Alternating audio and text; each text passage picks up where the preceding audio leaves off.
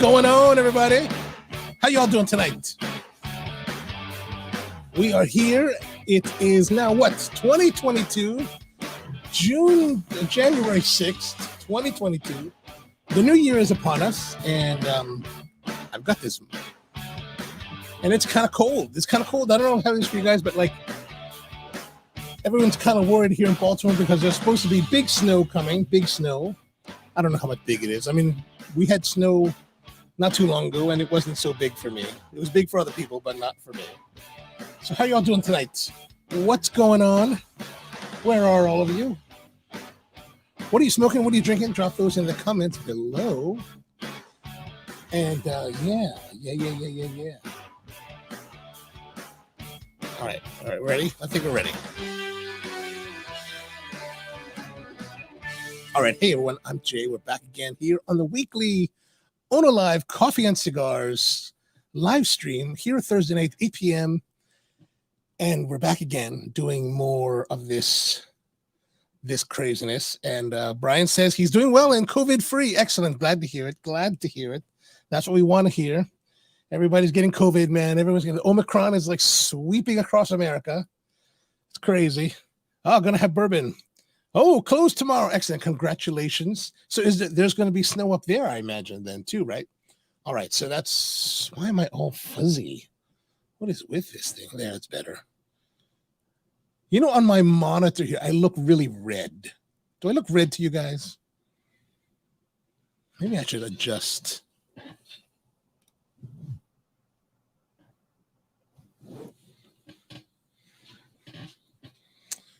Okay, that looks more natural. Yes, good to hear that, Brian. Good to hear no COVID. That's what we need, no COVID. And Rusty's saying they're going to have 4 to 6 inches of snow tomorrow before the AM commute. Yeah. I think here in Baltimore, we're supposed to have similar, I think. Red. Is that a symbol here? I don't know that one. Anyway, so right now there's no snow. It said on the iPhone here, it's supposed to be 100% at 7 o'clock. I didn't check in the last hour, but now we're down. Now it's clear, and now we're going to be down to 70% at 9 p.m. and then 100% by 1 a.m. Oh yeah, 1 a.m., 2 a.m., 3 a.m. 100%. Oh, I'm red. Yes. I was all red. Am I so red now? I'm not so red, right? I'm not so red. So anyway, we're here and let's we should get into it. There's quite a bit to do today. This is our recap of 2021. We're going to be talking about the best cigar of 2021 that we smoked on this show. And I was looking through since last week's show, I was looking through the listings, and of course we've got 52. Is that right? 52? I don't know. 20. We had episodes 23 to 74. 51. We missed a week. We missed Thanksgiving. That's what it was. We missed Thanksgiving because I had family stuff to do. All right, so we got a couple things to do. We're going to be going over the cigars of the year, and we're going over the cigars through the year, and then naming the top cigars, and then the best cigar of the year. And I wonder if you have any guesses for that. Let me know. And so let's get to and we also have something else, but I'll go to that in a moment. We're going to do coffee first. Coffee as always. So tonight's coffee is the ROR Costa Rica La Naciente. And this is a company, as you can tell by the Arabic writing here, this is a company from Saudi Arabia. And ROR means, so as you can see, if you can see it here, it says rate of rise. So rate of rise is the curvature of the graphing when you're roasting coffee, and it shows you, how many degrees per minute that your coffee is roasting. So when you're using roasting software that's calculating all of this, it'll give you an ROR. So let's say like 7 to 10 degrees Celsius per minute. And so you can kind of gauge how the roast is progressing based on the ROR number. So these guys took the ROR and made that their name of their roastery. So This is a process that I don't know. I can't read Arabic. Or DQ. Maybe the process is DQ. I don't know. DQ. I have no idea. So it's a nice little coffee. They gave it to the judges. They gave some of the judges packs of this coffee. And hey, Yasmina. And actually, Yasmina got a whole bunch of these bags. I only got one. I don't know. I don't really know how they were being passed around, and it's got a nice, like maybe light, not cinnamon, but kind of like gingerbread spice to it. Oh, that's not bad. So as you can see, it's I don't know what that DQ is. So you can't see that. Here's the beans. If it'll focus, come on, focus. This is where I need a cameraman, like a whole production team here in the roastery. Whatever. It's kind of a medium light roast, not light, but more medium, the lighter side of medium. I keep on dipping down like this. I'm gonna need to step back. Okay, better.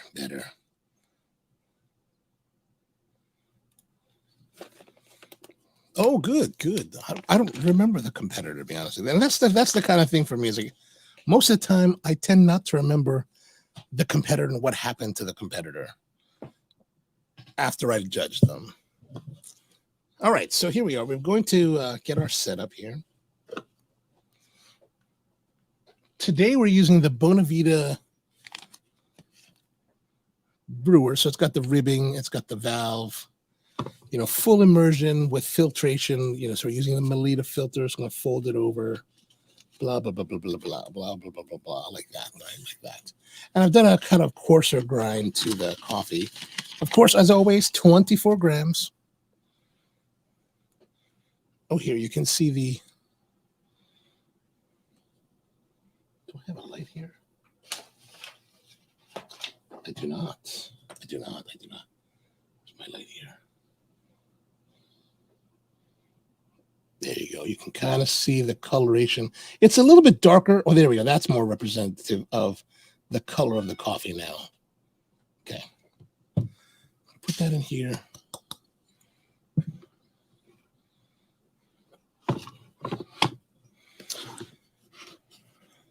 Okay, there we go.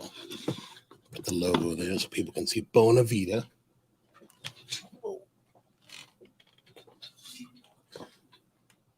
Now we're going to get our hot water and prepare the 3-minute timer. 3 minutes. There you go, 3 minutes. And start. So we're just going to add about 80 milliliters of water to allow the coffee to bloom and start the process of brewing.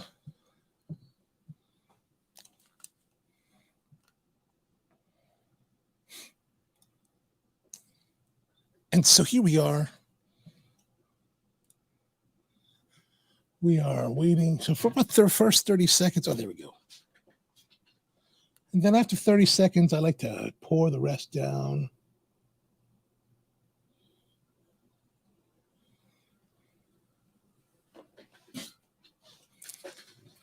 All right, now we're going to wait for the full 3 minutes.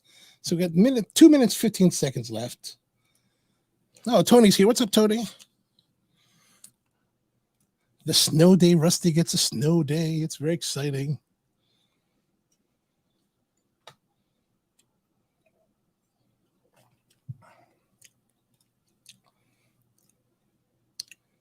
Oh, as a shot. I got to try that. You know, I was going to set up my espresso machine. Like, I've got a 2-group linea for the studio.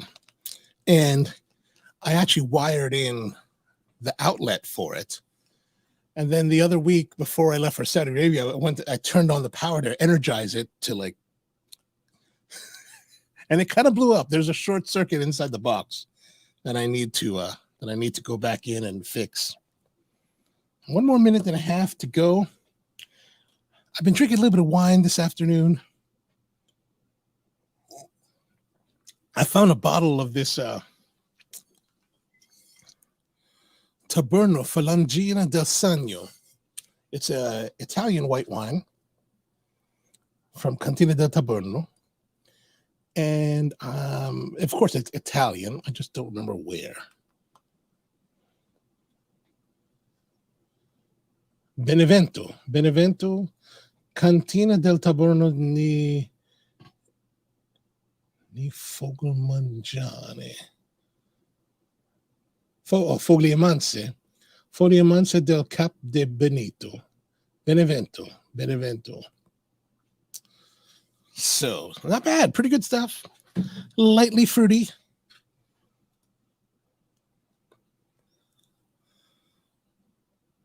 Oh, for sure. Oh, yes, the Hoons. The Hoons, that was a good one. We had a lot of stuff going on this past week. You know, Hoons called me up and was like, hey, would you like to be on my live stream? I was like, yeah, absolutely. And Yasmin was able to join us. And then today, so here's what happened. So today, I was in Catonsville, which is this part of Baltimore that's a little bit farther away from me here. It's like maybe almost half an hour drive from where I'm staying. So I had to, there we go. Now I had to go and make some deliveries out to a place called Columbia. And so I thought I would go by, we just put this on top of here and open the valve and it will flow as thus. So you can't see it. I don't have any more risers. Well, you'll just have to trust me. Anyway, so I go to this place. It's a place called JW Truth, Treuth. And they're a butcher. There's a slaughterhouse and butchery, and they do their own slaughtering of chickens, pork, beef, and veal. It's a great place to go, but I don't get to go out there because it's kind of far from me. And so, but it's a true butchery. They slaughter, they do it all, and you can get custom cuts and whatever you want. And they actually do both USDA choice, and that's normally what you get. They get USDA choice stuff in the front counter for regular people. And then if you're a wholesale client, you really want to pay for the money, you can get prime. And they'll do USDA prime and stuff like that. And so it's really pretty a nice butcher. And you know, but that's the problem nowadays. There's no more butchers in the world. So like if there used to be a butcher in Towson, which is much closer to where I live, and I used to go there, and I was in the mood for hanger steak. I haven't had a proper onglet in quite some time. So I thought, okay, I'm going to be out that way. I'm going to drive over to Catonsville. I got to pick up something else in Catonsville. So I'm going to stop by Truth. It's the right part of the day, you know, like right around noon. I'm going to go in, see if they got a hanger steak. So I walk in, and there I am. I'm standing there. And there's a bunch of guys in there, and these guys are talking ahead of me. I wasn't really paying attention at first. And then finally, they, I think maybe they do have lamb. I think they might have lamb. I don't know. I don't recall. But like the guys are talking, and they're like, oh my gosh, it's crazy deal. And I was like, what's going on? He's like, oh, they're selling tenderloin heads at like super crazy price. Even the butcher himself was like, yeah, man, it's crazy price. I've never seen it this low. And I was like, what's going on here? And the guys are like buying crazy amounts of tenderloin heads. Like the one guy's like, I'll get 10 of them. The other guy was like, I get 20. I'm like, oh my gosh, man, people are crazy. What's going on with this thing? So the guy ahead of me, two guys ahead of me, he gets 10. And I'm like, what's going on? He's like, oh, yeah, they're like $4 a pound. Like $4 a pound. What? That sounds crazy. And so the guy ahead of me finally he places his order, and he's like, the guy's like, hey, what do you want to have? And he's like, I'll have 8. So he's like, gets 8. His bill is like $51. And the guy's like, look, I'm going to show you. So punches into the computer, the scale, the normal price, and it's like $750. I was like, oh my gosh, man, for these 8 tenderloin heads. And so the guy pays, he leaves, and it finally gets me. He's like, hey, what do you want? I was like, I'll have the same. How many do you want? I'll have the same.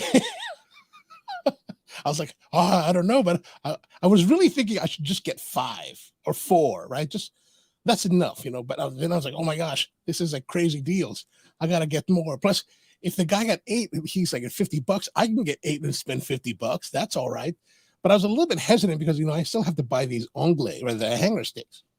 And so what happened was, so after he got those 8, And I said to him, "Hey, do you have hanger steak?" And he's like, "Yeah. We got. I think so. Let me go double check in the cooler." So he went in the back to the cooler, checked it out, and he brings back 2 primal cuts of the Anglais, the hanger steak, right? So it's got all the sinew and fat and veins and stuff connected to it, and it's all kind of black looking because it's been sitting and probably in the walk-in for like, I don't know, maybe a week,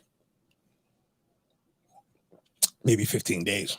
And he's like, so he says to me, "Oh, do you want me to clean it, or do you want to have it, you know?" And I was like, "Well, I presume it's cheaper if I just take it for whole, right?" He's like, "Yeah, absolutely." I was like, "Yeah," because especially for me, I'd want to like most of the time, like basically, if you're not familiar with the Anglais, the hanger stick, it's basically these 2 rope, like 2 thick, like round muscles that are on the bottom of the stomach next to the kidneys of the cow. And a lot of places will just cut them like kind of like a fillet, right? They'll just take that round and they'll cut it and then cook it. And I don't really like it that way. I like to butterfly it, so I get a thinner steak, but one that's easier to pan sear and be done with it. Like you just basically pan sear both sides, and you've got the right thickness. So it pretty much by the time you sear both sides, you've cooked enough of it through, so it's perfect. And so when I got, but when I, so he had it, and he was like, then he was like, I said to, he brought them out, and I was like, "Well, how much are they?" And he said, "Well, how much do you want to pay?" I was like, "What?" Like, "Yeah, how much do you want to pay?" $2.99. Done. I was like, "Oh, damn." So I walked out of this place with, 8 tenderloin heads and 2 Anglais, 2 whole hanger steaks for like $60. It was like, it was insane. It was like, this is like craziness. I was like, "Oh my gosh, I can't believe it." So then I decided that, I still have to break down the hanger.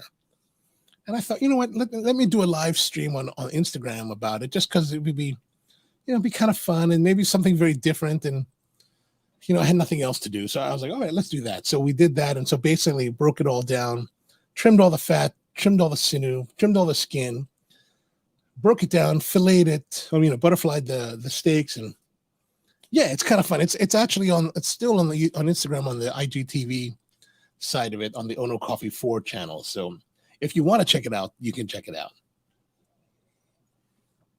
All right. So, yes, Mina says, we feel like I know, totally. It's totally like that, right?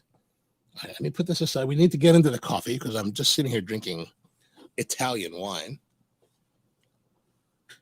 So what are you guys all drinking? Like, what are you drinking? What are you smoking? Drop that in the comments down below. So vacuum seal each tenderloin head for storage. All right, Metopia, come on down. No problem. Actually, I gave a bunch to my mom, and my dad, and my brother, and they were all like, I went back to the house before I came here, and I'm like, I cut one of the heads, and because the head has 3 muscles, right? If you're not familiar, so it's basically the part of the tenderloin. So there's the tenderloin is this long piece, right? It's this long piece, and they trim off the top and they trim off the tails, and then most of the time when you have tenderloin, it's the barrel, what they consider the barrel, and that's the center part, the one that's most round, the one that's most uniform, and they either make that for tenderloin or then they slice it for filet mignon. And so the head has 3 muscles, and so you can actually split so what I did is I split the head, and then I prepared one for my parents, for my mom and my dad, and then I prepared one for the smaller one for myself. So it's kind of like your own personal Chateaubriand, or your own personal tenderloin for one. It was very nice. So I need to now that I've used 2 of them, and I have 6. Oh man, I should have bought more. Oh, I don't know. Okay, so vacuum seal each tenderloin head for storage. Okay, so what I need to do is I need to go and see. So I still have a big chamber vac here. So I need to see. I think I had a problem with it a while back, so that's why I kind of stopped using it. Like, it wasn't drawing the vacuum. I got to tear into it like maybe tomorrow and like see what's going on with it. But hopefully I can get that because I would rather do that than just cling film it like 3 times. George, how are you? Smoking the My Father the Judge with a vodka martini. Lovely. Lovely. Yeah, George, you're having a snow day tomorrow as well? Or have they called it here in Baltimore? I haven't heard. I know that I've heard that. What I did hear today was that there are rumors that Baltimore County is going to go virtual on the 18th of January. I don't know if that's true. Okay, so wait, I need to get to the coffee, right? This is the La Naciente from Costa Rica from a roaster, the ROR Roasters in Saudi Arabia. I'm not sure if they're in, Yasmina, maybe you might know this. Are they in Riyadh or are they in like Al Khobar? As you can see here. Oh, pleasant, like sweet nose. Kind of like a light acidic fruitiness. Maybe like a passion fruit or that prickly pear.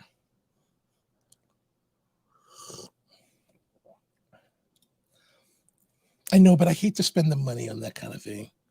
Plus, I have a food saver that I also blew up years ago. I wonder if that still works. Well, sometimes if I'm really just going to do it, I just kind of get the Ziploc bags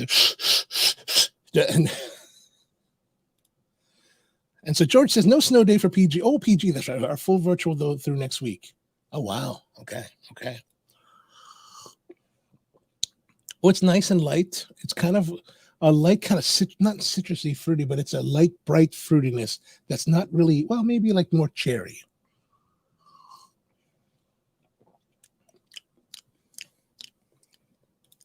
And PG means Prince George's County. Yes. Thank you.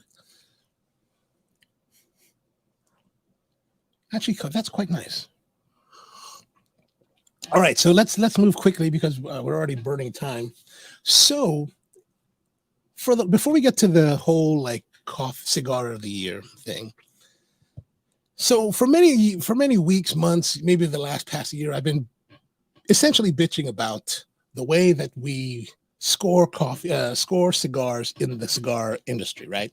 Like I'm always saying, well, what does that mean? How does that mean? Why are these guys 89 or 93 and everything's being kind of like thrown out loosey-goosey, right? Why do I look so... I do look weird, don't I? Look kind of red here. Brian says he's gin martini, aliados limitados, Lancero. Very nice. Oh, Tony says I can bring down my food. Okay, why not do that? Let's do that. Just in case my chamber vac doesn't work. If it does work, I'll call you and let you know. But otherwise, yeah, let's do that. That'd be great. So, as I said, I've been bitching about this whole thing about the way that we score and evaluate cigars. And so someone said, why don't you stop bitching about, actually it's Brian's brother. It was like, Steve was like, well, why don't you stop bitching about it and like do something? Well, all right, fine. You're right. That's totally fair. So I have been spending my time trying to figure out what's the best way to do that. And I've come up with this. The cigar grading form. Oh, let me see if I can get it bigger. Oops. Wrong way. Oops. Oh, gosh. Wrong screen. Here we are. This is the cigar grading form that I've come up with. Let's go one more size larger so you can see better. Okay. So what this is, it's a 0 to 100 point system. Well, technically it's 0. It's really like 60 to 100. Ooh, sliver of lemon rind. Nice. And basically, it's something that I actually would like to ask your guys' help with. I've put the link to this PDF down in the show notes below. If you scroll down, you'll see the link. You can click on it. It'll take you to a Google Drive, and you can download it and print it out. And the best way to do it is to print it out. So I printed out a copy here. Right, there's a copy of it here. And I thought I'd show you this because... that's all right. He was chastising. It's cool. I'm not upset about it. I think he was right. And so anyway, for tonight's cigar, I wanted to show this to you before I get into tonight's cigar because I'm going to utilize this with the cigar tonight. So if those of you who are from the coffee side of the world, you'll notice that there's very dramatic similarities of this to how the score sheets that we use in the cigar world, in the coffee industry. And I'll show you exactly what that looks like here. So this is the Specialty Coffee Association cupping form. And so this is what we use to evaluate coffee. And as you can see, it's very, the way that I've designed the cigar one is borrows liberally from that, and it uses the same principles of 6 to 10 points, mainly because in the especially coffee world, where it's like the premium cigar industry, where we're only dealing with the higher end quality spectrum of coffee and now cigars instead of the lower end. So a lot of those like machine made and all these other stuff, we're not even worried about that. We wouldn't use this score sheet for that. So it could be a lot of homework. I mean, it does take to learn the coffee side version of it. It does take a little bit of work, a little bit of thinking, but really it's just one where you just kind of sit down and you just kind of go with it. And like a lot of times what you have to do is develop calibration where you're smoking with or tasting with other people, and you kind of discuss and like find that right point that really you find agreement on. So as you can see, there's a bunch of stuff on the left side that's just general information about the cigar itself, size, the name, wrapper, binder, filler, origin. I'm not sure about how much actually with all of these items on this sheet. There's nothing that's necessarily in stone. There's nothing. I'm open to all suggestion. Like that's why I'm asking you guys to try it and let me know what you think and like what is it looking at the right. What we're trying to figure out, are these the right categories we should be looking at, right? So what are we looking here? We have the information there on the left side, and then at the bottom there's a place for notes. So if you have flavor notes, you can put all that down there. Like, when we read things from like Half Wheel, they're very, they have a lot of flowery elucidation that can go there. What the idea behind this grading form is that we're trying to find a more qualitative way of grading cigars rather than a subjective way, right? And I think a lot of what we read about online and reviews is very subjective, which there's a place for that, I think. But I think this way we can, when we talk about scoring, at the end of the day, the idea is that 89 means a certain thing, 92 would mean that we're expecting a certain experience, right? So the first category is wrapper color, and so that's just a matter when you have your sheet, you're just going to take that and just make a mark what the color of the wrapper is. It's just to let you know what the color of the wrapper is, so And then now we have like fragrance and cold draw, which is the first category, and this is the first scored category. And so you can see 6 to 10 is the scale, and then there's fragrance and cold draw, and those are qualitative assessments, right? So the fragrance, how is the quality? Is it high quality, low quality? Cold draw, was it good or bad? Bad being low, good being high, and that can help to influence the score itself. Actually, let me pull up the.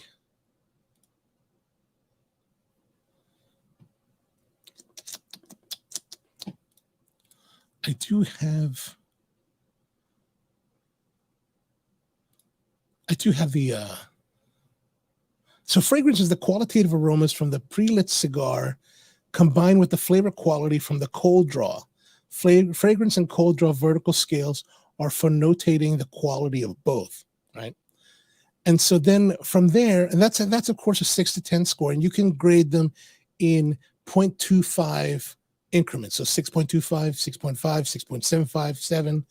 And we've also tied these scores into descriptors so that you can figure out, so it helps guide you what the score is. So if you feel that it's good, then we would say that's somewhere in the 6 range. If it's very good, in the 7 range. It was excellent, 8. Outstanding, 9. And then finally, the 10 would be for something truly extraordinary, right? And actually, I'll also have a PDF form that I'll link later that will give you more this detailed information. And so the next three here, this 1/3, 2/3, 3/3, as you know, in a lot of the reviews that people do, they break it down into the thirds. And so what we're looking for is the quality of the flavor. And so it says here, the next three sections are for evaluation of the cigar's flavor and body in thirds. The flavor is reflective of the quality of the flavors, not necessarily the identification of the individual flavors. Body score indicates the quality of the body, which may or may not be influenced by its intensity, i.e. mild body does not necessarily mean a low score. Right? I hope that makes sense. Also, Rusty's saying, just cracked open a local distillery bourbon. Jersey Spirits Distilling Company's Patriots Trail. Oh, nice. And he drinks it neat, or not with a cube. Oh, very nice. And George likes that too. Excellent.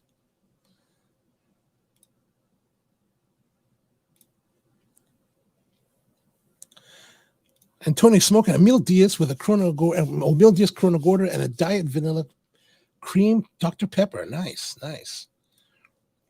No, actually, what I think I'm going to do is I'm going to be filling this out as we go along in the smoking. So actually, maybe what I'll do, instead of like talking about all the categories, I'll talk about the categories as we go, right? And kind of explain what I'm doing and why I'm giving the scores that I do and what notes I may be making. All right, so let's get into the cigar now, because otherwise it's just talking about all this other stuff.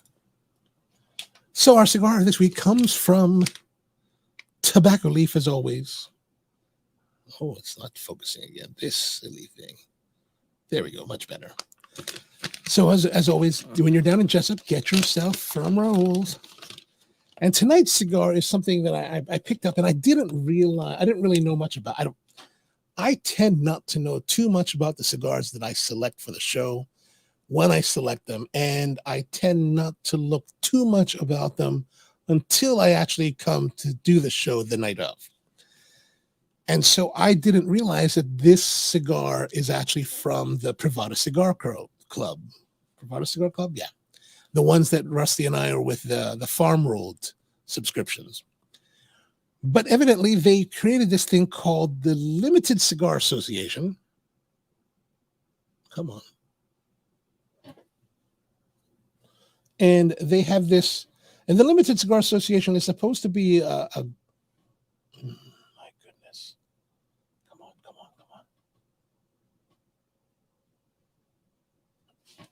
It's supposed to be a cigar grouping or whatever, releases. They do limited releases that are directed towards brick and mortar shops to help. The idea is that they're supposed to help them through the pandemic and whatever. And they had a nice box. Like the packaging was real nice. Like it's a really pretty package. I'm going to show you from Half Wheel's article about them. And I thought, it was sitting on the desk at Raoul's place, and I was like, oh, that's kind of pretty. I never heard of the Limited Cigar Association. So I was like, well, you know what? Pretty box. I mean, look at that. That's pretty. Like, I'll give it a try. A lot of the stuff that we get, like the farm rolled stuff from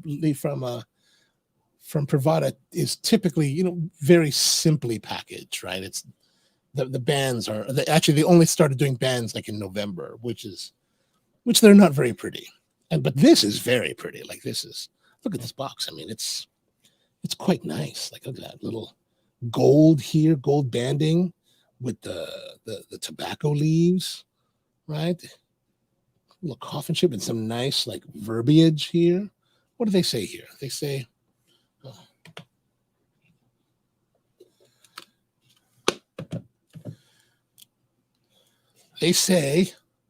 please take care in deciding where you smoke the cigar and what you smoke it with. Recommended smoking situation is outdoors in a calm, cool day. It's pretty cool today. Or inside a lounge with excellent ventilation, alone or with a friend smoking the same cigar. I'm both alone and with friends. Tasting notes: expect fresh cut cedar, cinnamon, graham, and toasted bread. Pairing notes: caramel, wheated bourbon, medium roast coffee. Oh, we got medium roast coffee. And cream soda. Oh, nice. And they have the signatures of the guys that are officiating Oh, nice, nice.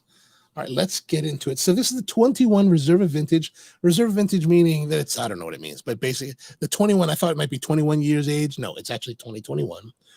I think that's the release date. So we're going to open the box up.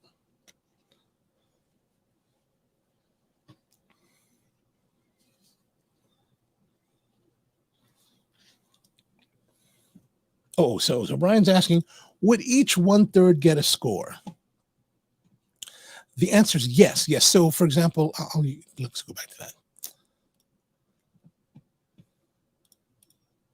So each of these columns here, right? So each of these ones that have the score boxes, each of those is a potential 10 points. So there's 10 categories, 1, 2, 3, so the thirds get, I thought the thirds, each third would have a flavor score and a body score, because sometimes we find cigars that will change through those thirds, right?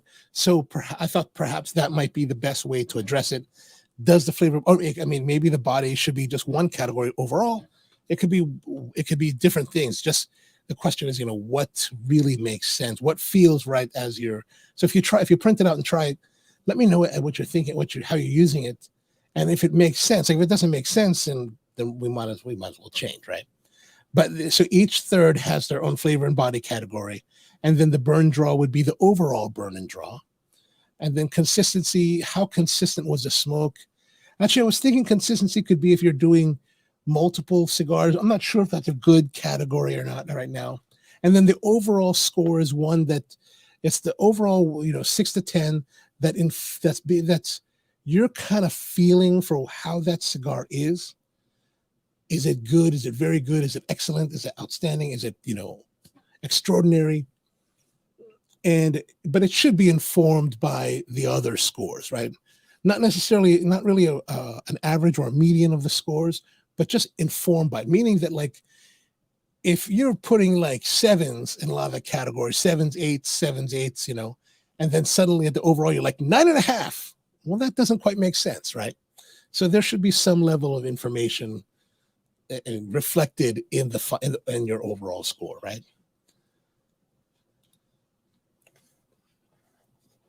Yeah, exactly. Fancy, and the LCAs were the Southern Draw Lady Killer. Oh, really? I didn't know that. Oh, okay. I haven't tried that. The only Southern Draw I've tried is the Kudzu. All right, so let's get into it. Look at this. Printed inside the box, the lid, the cap, desafiar el tiempo, desafiar el dinero. Desafiar. Anyone know what desafiar means? I don't remember.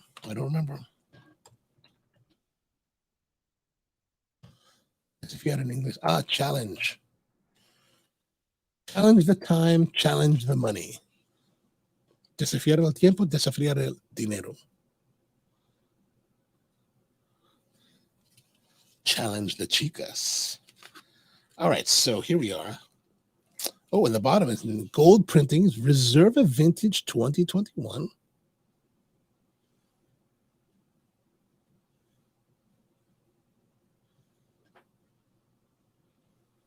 Oh, this thing. There we go, much nicer. So that's kind of nice. All right, so it comes in its own cello. We're going to take off the cello. Corona Extra, so a longer Corona.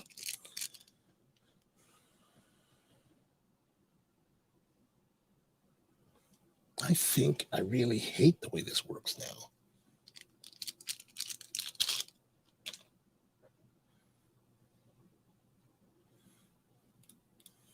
Can you smoke package?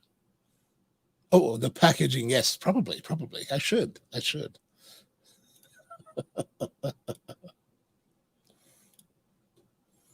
Oh, defy time and defy money. Defy money? Okay. Sounds good to me. All right, so here we go. We're gonna start off the wrapper color.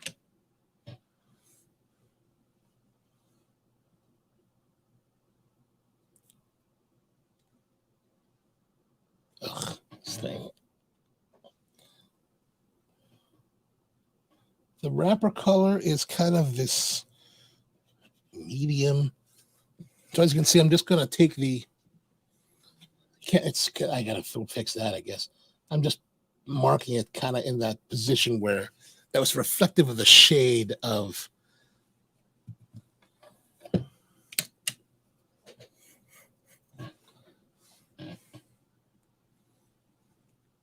You know, Yasmina said that. Oh, let me try this.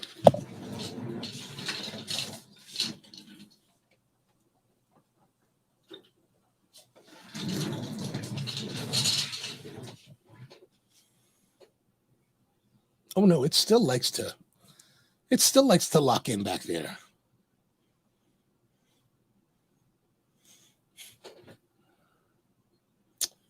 I don't know what's with this camera. All right, whatever. We're going. Defy time, challenge money. Oh, okay. That makes more sense. All right, so we're gonna. There's a light barnyard, so we'll put light barnyard. A little spicy, like maybe spicy, like light peppermint.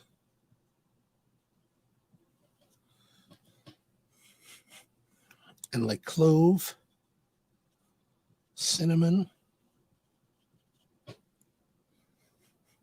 Yeah, the wrapper is very nice looking, isn't it? All right, let's cut into it. So our first one is fragrance and cold draw. So we're smelling the aroma of the cigar, and then we're going to cut it now.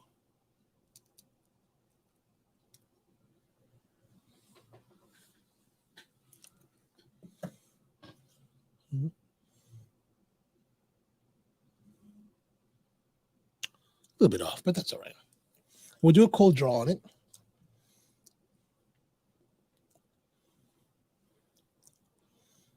There's a little bit of a clovery spiciness that's on the tongue from the wrapper itself.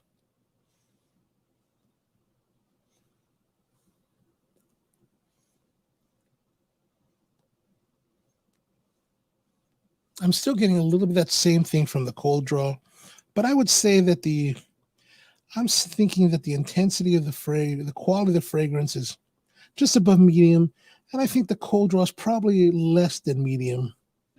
So that's kind of where I am. I'll show you where I am right now in that category. Oops. So as you can see right here, a little bit low in the cold draw, and the fragrance just about medium. Now that doesn't necessarily mean anything necessarily for the score itself.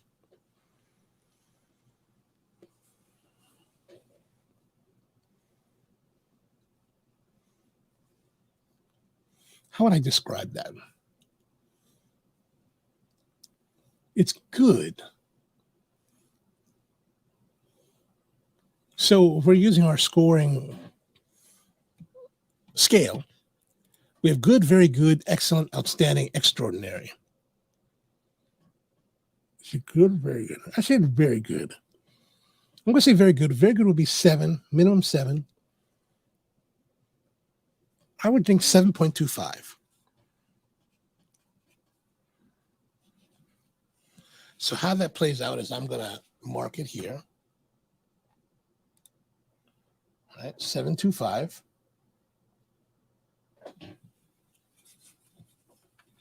And now let's get into the light. We're going to use some matches.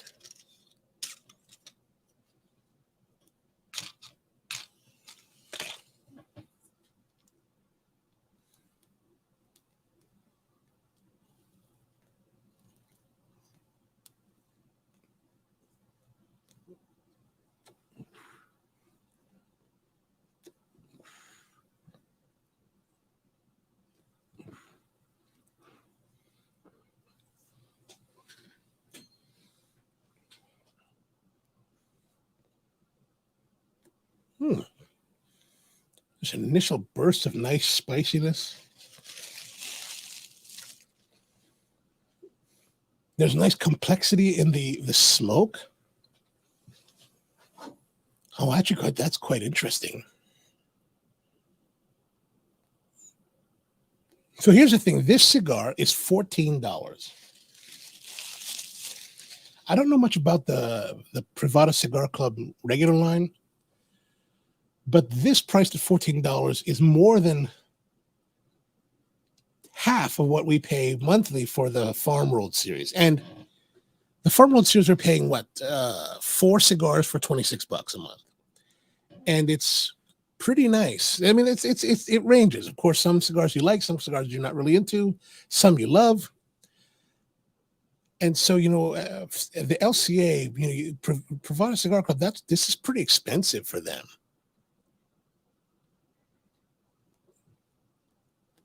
But I gotta say, this initial light is quite good. Like, very good. Spicy, complexity, depth.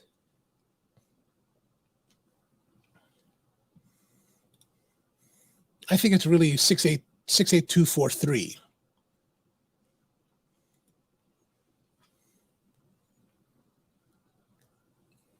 So smoke production is good.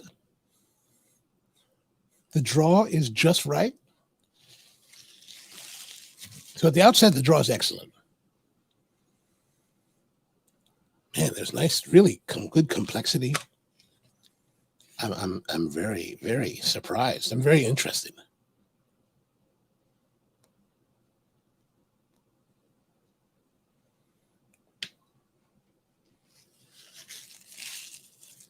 Now, I don't know if the Southern Draw Lady Killer Lonsdale is like this, but if so, man, this is starting out like gangbusters. Actually, I gotta say, like gangbusters.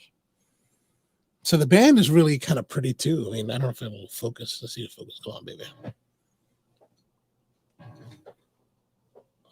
Yeah, there we go. Look at that. That's a pretty, like everything about this cigar, they've done pretty. So $14. I mean, they give you quite a bit for 14.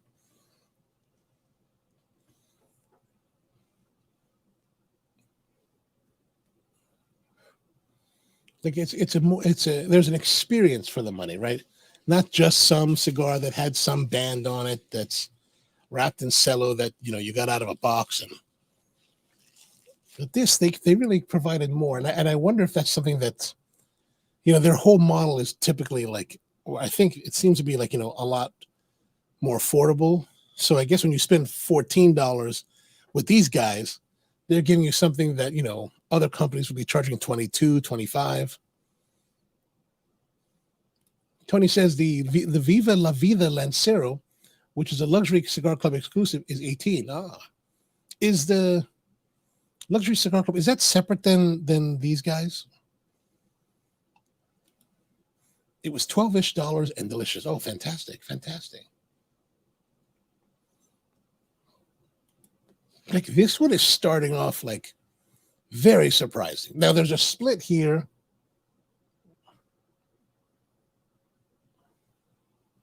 There we go. It's splitting. I don't know what's going on with that.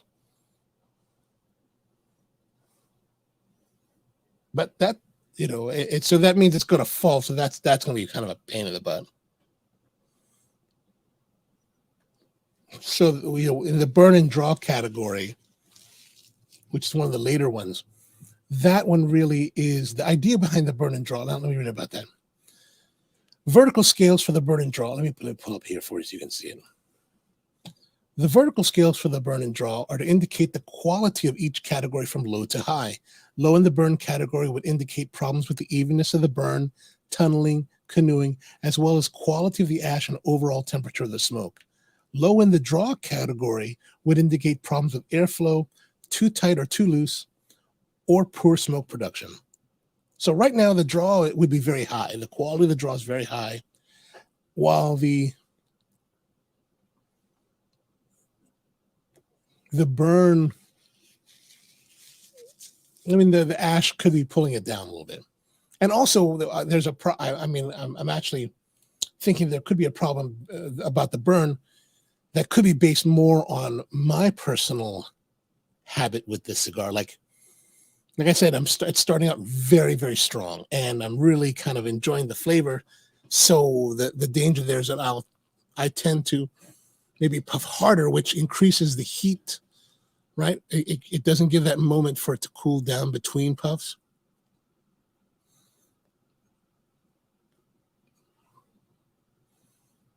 So I gotta consciously now take a moment longer to slow down. But I am concerned, right? Like this split in the ash, it does make me nervous. Like it gives a little bit of stress because like it's gonna fall onto my papers and my desk and in my drink.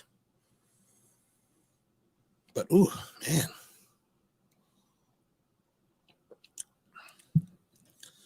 Now the coffee itself with this cigar is a little bit on the astringent side. So it clashes a little bit there with astringency.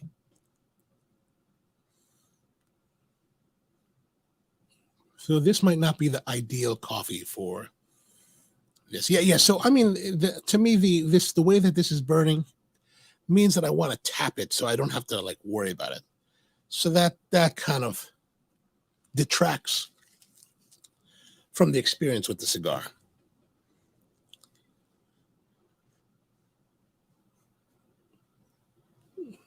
All right, so let's get into the purpose of today's show, and that is the year in cigars.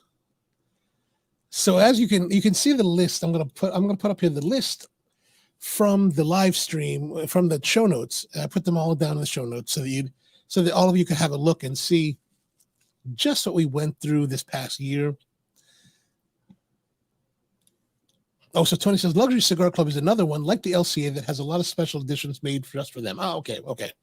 Fantastic. So at the very end of the last year, we started off with the Davidoff Florida Sun Grown, but that was really technically, whoops.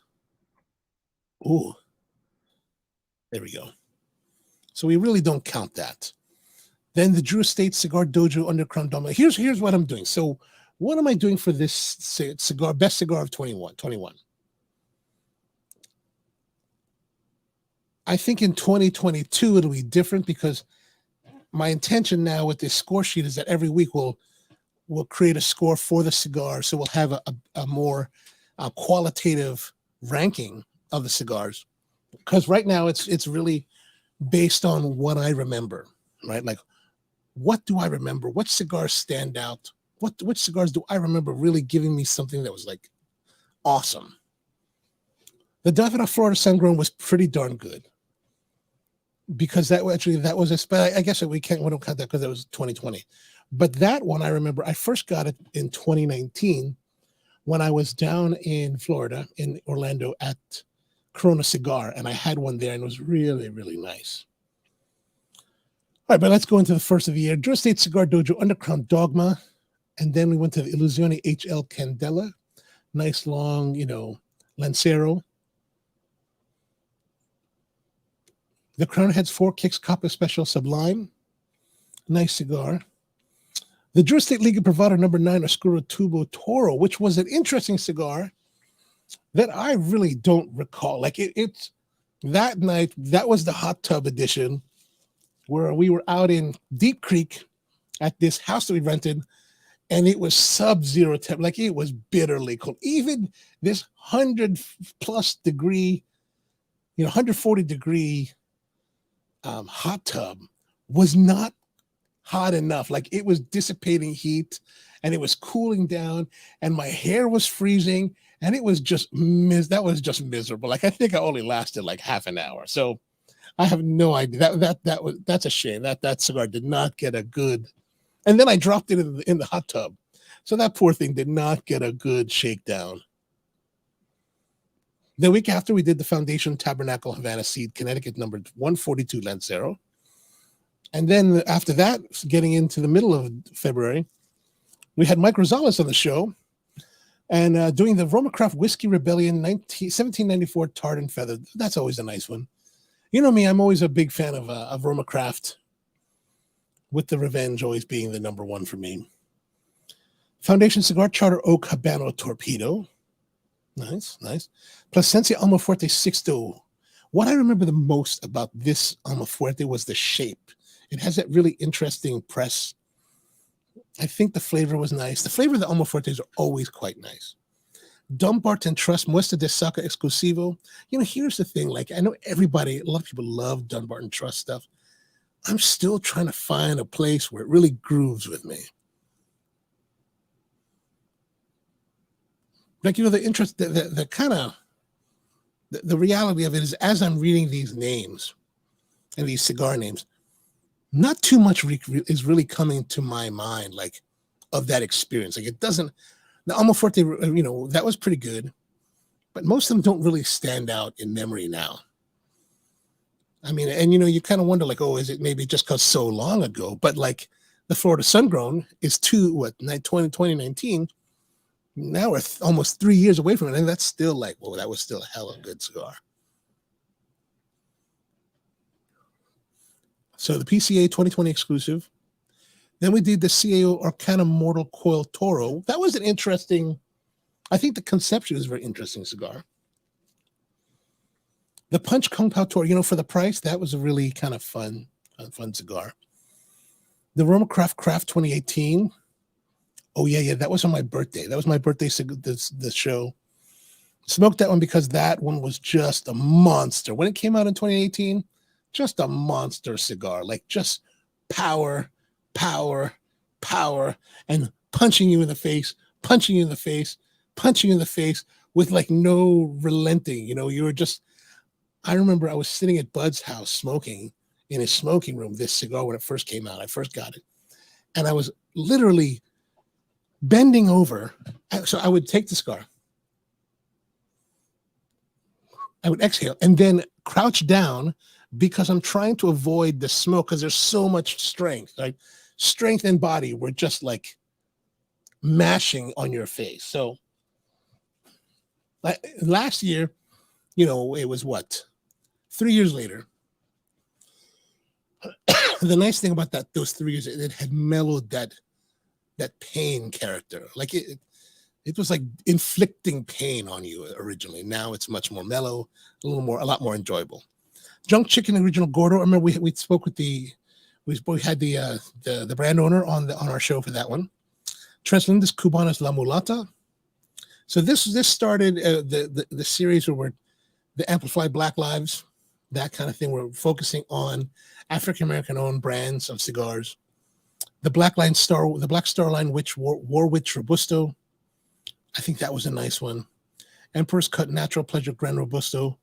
And then the Carolina Blue. Here's the thing, like, we did all those in a row, and some were just kind of like plain, but there was one, and that's the sad thing. I would probably have to watch the shows itself to remember this, but like, there was one, I do remember one of them, and I don't remember which one was that I really thought was quite good.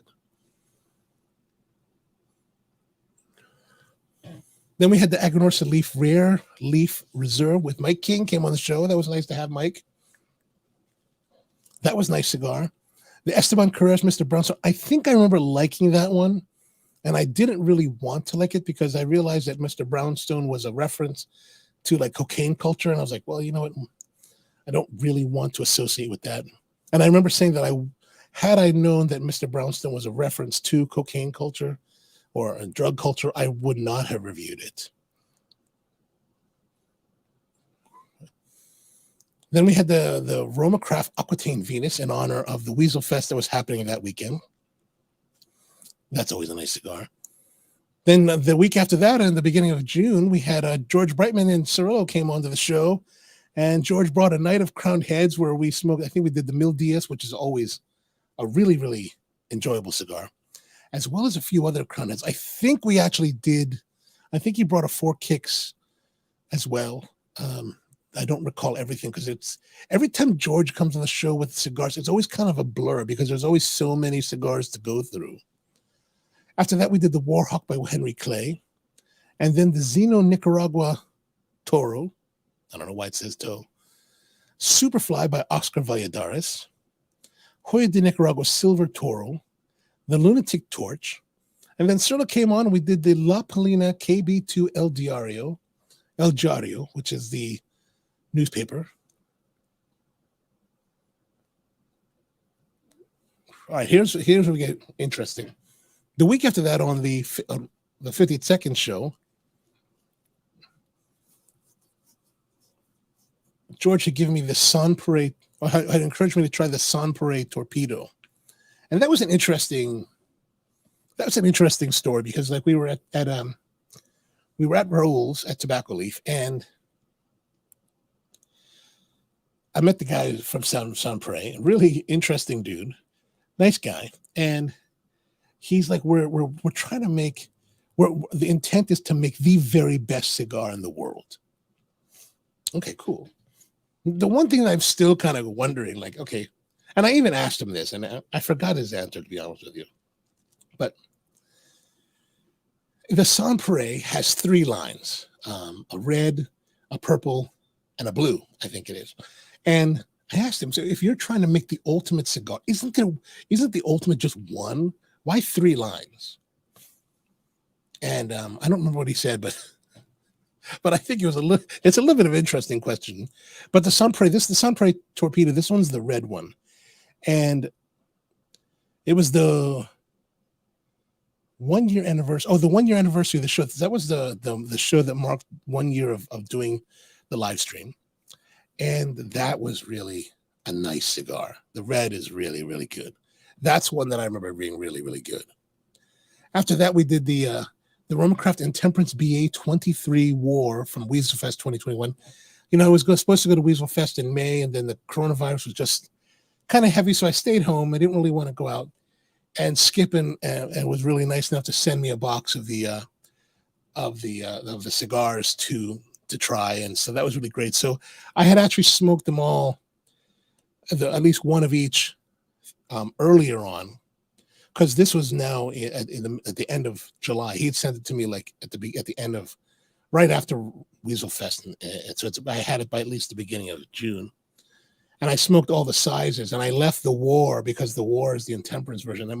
And I was really curious because I wanted to smoke that one on the show because I was curious to know, would the War in this what's it called, in this Petit Gordo, would it supplant the Revenge for me? And you know, it was very good. It was very good, very enjoyable. But no, it does not supplant the Revenge. The Revenge is still my deal. So after that, we did the Trinidad Espiritu Fundador Series #1. You know, when I look up at some of these, like the Fundador, the Emperor's Cut, the Brownstone, even like the Almaforte and all this, and I think about the dates when they actually happened, like February of 2021. I mean, it's so long ago that I'm like shocked that it's you know, it's months now. It's months.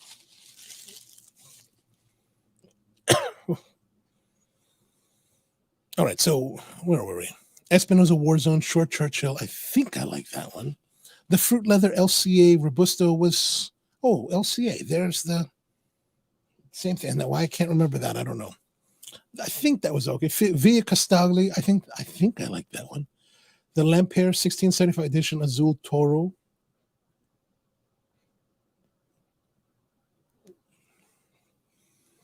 I think that was good. Like some of these, like those, I think I remember positive thoughts about them. I don't know if I necessarily remember them clearly. Then, of course, the next one we went to New Jersey with to hang out with George and Rusty and Tony Adia, and we were out with Gary at his place, the Davidoff Lounge up in Ridgewood, New Jersey, and that's when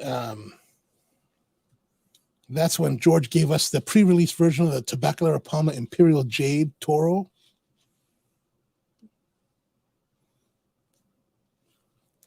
So after we came home, we did the Grand Habano Blue and Green Grand Robusto. Then the Cloud Hopper number 485. Then I brought out one of the Privada Cigar Club Tabso Farm Rolled. I think that was, that was the 930. So that was probably the September version. Yes, exactly. That's totally we stopped by your shop. Right after the show we did in Ridgefield, came down to Princeton to come visit you. Good thing we got there before we couldn't anymore. So after that, we did the Arturo Fuente Rothschild for the Metodo Mexicano de Arnold, where we're dipping the cigar in rum, which I think is a perfectly enjoyable experience. All right, so let's take a break here for a moment. And let's look at back to the grading form, because we're right at the I'd say the end of the first third. So the flavors have been great. Like I have to say excellent. It was excellent. So, we're talking like, I would say excellent. So I would say 8. I'd say 8.5.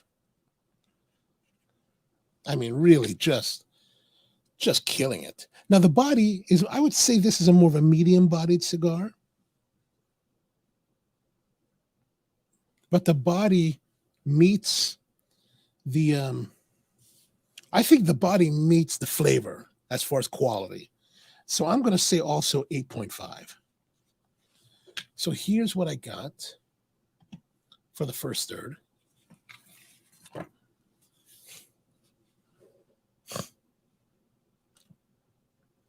As you can see, the flavors hashes at 8.5, 8.5. And the body, I slash it medium. It's more of a medium intensity.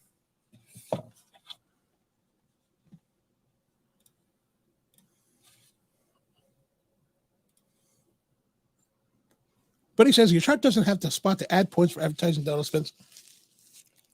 Well, once we finally get to the point of once we reach 1,000 subscribers, so please tell your friends to subscribe to this channel. That way, once we get to 1,000 subscribers, then I can do AdSense with Google and get advertising revenue. Then we can add that section to the form and get the. So Brian says, I had to take a call. Price on tonight's cigar, $14. $14 for tonight's cigar. And it's smoking. Gosh, it's smoking very well. At this point, I have to say, at this point, if you were asking me, like, what do you think? I said, I have to say, maybe you should go run down to Rolls and buy more. It's pretty darn good. So far, it's just really, and this would probably be one of the ones that I remember. Like that's what I'm doing right now. I'm just trying to remember which ones really stood out. And the crazy ones that, it's like, as we get closer to now, how much do I really remember of them? The Fuente Rothschild, you know what? That one really surprised me, because I really was thinking, I'm over Fuente. I'm beyond that.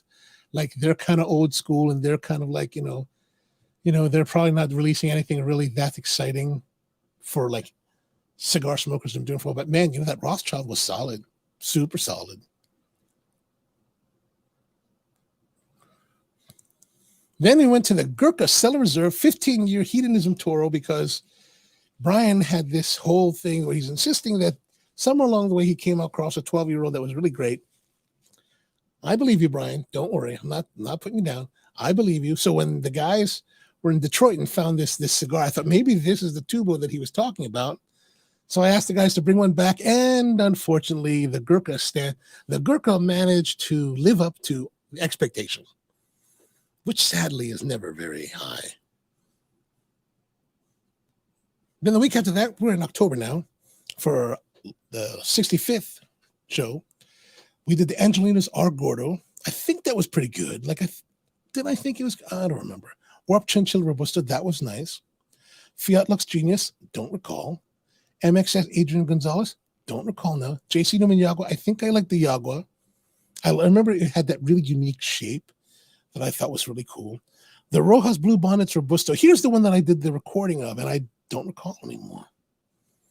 The Widmer's Bullseye Robusto. Since we were in Saudi Arabia doing that live at like 3, 4, 5 in the morning, and I ended up having both my guy from Singapore, Sean Ong, and my other guy from Kuwait, Ahmed Al-Rashidi.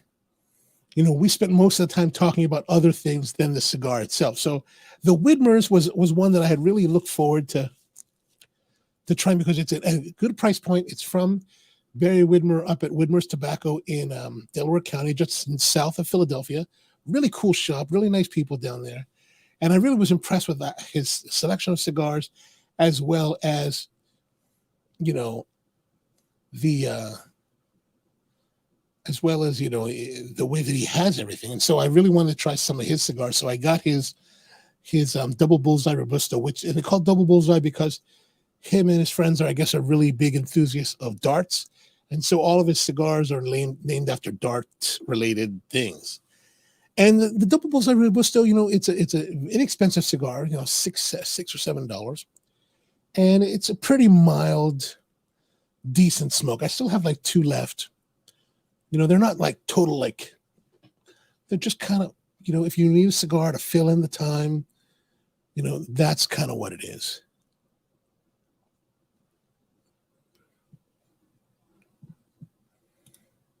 Thank you, bud. I appreciate that. Smash that like button. Smash that subscribe button. All right. Yeah. Brian's going to get a couple. These are quite good. And get some for Tony too. So moving into the second, third, it's not changing, right? It's not changing dramatically. We're not being taken on this kind of like magical journey through different flavor experiences. This is just delivering into the second, third, a continuous stream from the first, third, like that really great like blend of flavor and complexity and strength and body is just continuing on right now. So right about here, I should let you see that. Look at that. We're right about there. And it's just still performing. And then Brian wants to, anybody else, buds, want one? Anybody else across America? Would you like a cigar? Let Brian know. He'll pick you up one. Like the draw is still great. The amount of smoke look at the amount of smoke pressure. Even when you smell the smoke, it's a pleasant spiciness to it. Like I'm really, really kind of impressed by this cigar. So finally, and we're into the end of in our listing here. We're into towards the end of the year. We're the 16th of December. I was actually in Dubai. That was the live show from Dubai, but that one got all kind of messed up. And that was the Tatuai Saints and Sinners 2021 MBS, that is Monster box set or something like that. And I've had a couple of, and they're nice. They're not to my palate, they're not like crazy performers, but they're nice. The pre-Christmas show was the Stallone as Alazan Habano Robusto. Again, I don't recall. Did I really like that?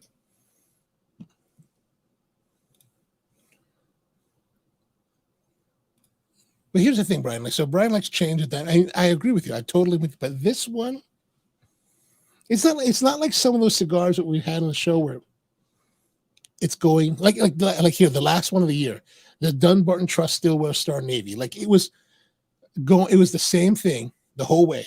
But it was kind of a chore. Kind of a chore. Not too excited. For me, the flavor of that tobacco and cigar and like an aromatic tobacco, English tobacco, just wasn't like terribly exciting. And it wasn't terribly exciting. And then it kind of got to be a chore. Like the last third, really, really chore. Like right now, that flavor, it's like that flavor experience that you're enjoying and you like want it to continue and you're pleased that it's continuing. Like it's right now that flavor consistency is continuing, and at least to my palate, it's very pleasing. Excellent. You're a good man there. You're a good man. I mean, even right now, so we had that one problem with the burn, like the burn, and the burn is going well. There's no increase in temperature. There is the ash, kind of, grayish, darker grayish. Come on now. There we go. Darker grayish, but it's burning even. Look at that. It's still burning even. And I really haven't been successful at trying to mitigate the amount of puffing that I'm doing on it. So Tony's asking, like a Davidoff Special, you know what? I've had inconsistent things with Davidoff Special. Plus, The Davidoff Special R, I don't really smoke many of them because you have to be of a certain income level to smoke those a lot. I've had a couple of them. They're very nice. But this one, okay, so Davidoffs are always very nice. Like the construction, the way they burn, the way they smoke, really, really nice. Like this is probably very similar in that respect. But this one has got a lot of spice, body, complexity.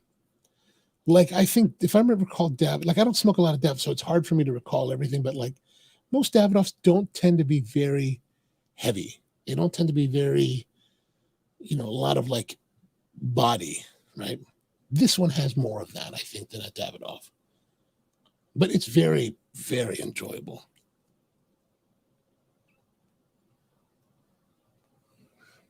Like part of me is tempted to say that it's punching above its weight for its price. And maybe it is, but like $14, that to me, that's on the pricier side. But I gotta say, if on reflection, we've smoked a lot of $14, $15, $18 cigars in this show for the show. And this is one that's actually delivering something enjoyable. Like, sometimes I sit here and I try to find positive things to try to say. This one, man, it really, I'm really surprised. So if you're just joining us, we're here smoking the Limited Cigar Association's LCA 21 Reserva Vintage Corona Extra. Oh, we haven't even gone through what this cigar is, right? Let's go do that. So here you can see from the half wheel, blah, blah, blah, blah, blah, blah, blah, blah, so much verbiage. LC has gotten known for our untraditional, edgy branding of cigars, as well as not for not using boxes on our releases. For LCA Reserve, we want to present these cigars in a way that showcases our true respect for these cigars. Like this is, they did a really nice job on the box. Like typically like that whole, like the fruit roll-up one, I mean, that band just kind of ugly. Even the one for the farm rolled stuff, it's they're kind of ugly bands.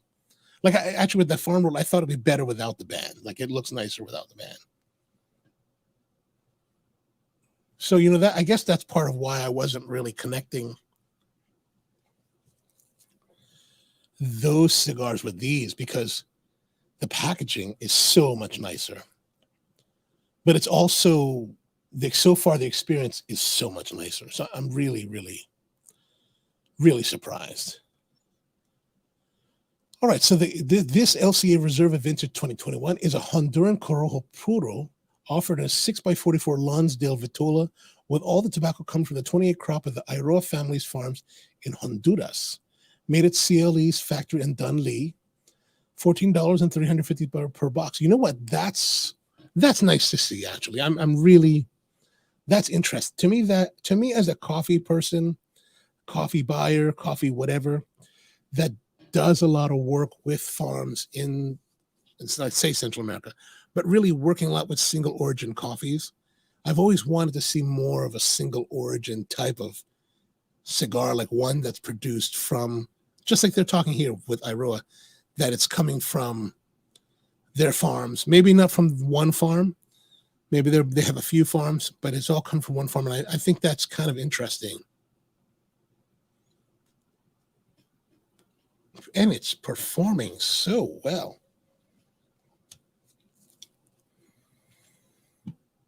So Rusty says, Brian, get one for me and save it in the humidor for when I come down for the 100th episode bash, and I'll trade meat for it. And so speaking of the 100th episode bash, I don't know what the bash is going to be, but as you can see, if you scroll down here,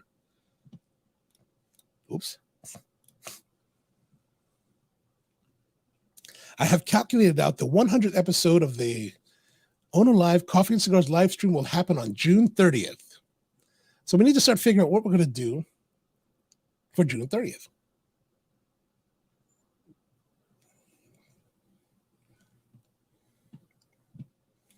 And Yasmin said, the last puff was epic. The way that smoke cleared from the... Oh, nice, nice. Yeah, sometimes it's nice to see that effect, isn't it? All right, so let's go back to our cigar of the year. We're trying to figure out, so what are the ones that really stand out to me?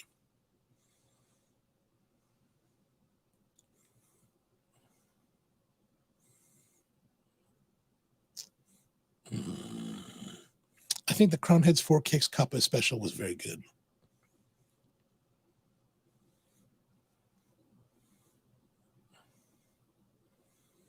Plasencia Almaforte 6-2 number 1, very good.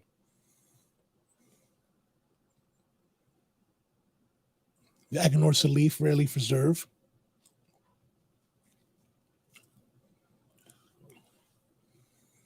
The Mil Diaz from the Night of Crown Heads.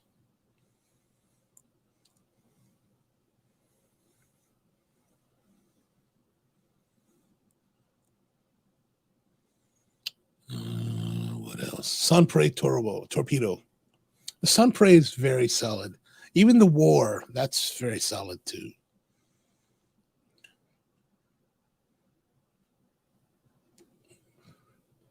Yeah, I wish I could remember. I think by doing this with the scoring system, if we can maintain it the whole year, I think that'll be really nice. Be helpful. It'll be helpful a year from now when I'm trying to remember all of this. You know, one of the other ones I gotta say was the Fuente Rothschild was stands out from as being really a surprise. The Warp Chinchilla Robusto, nice. The Yagua. But I have to say, the best cigar that I would say the Sunpray number 2 cigar of the year. But for me, the number 1 cigar of the year, and I was actually going to smoke the other one that I have of this, but I thought I would give it away. So I did the LCA today instead. Was without a doubt the pre-release Tabacalera Palma Imperial Jade Toro. That, above all cigars smoked last year, that one stands out as the one that was like so super delicious. Like we were smoking that, right? And Rusty, I don't know if you had the same experience, but as we were smoking it, you know, we smoked that and I was like, oh my gosh, I'm just loving it. I was like, I don't know if I said that so much on the show, but in my mind, I was thinking, oh my gosh, this is the deal. This is the deal. This is the truth. It spoke truth to me. And then when George was like, okay, we want to switch to the second cigar, I was like, oh, are you kidding me, dude? I'm going to put this down and let it go out and then have to relight it later? Are you kidding?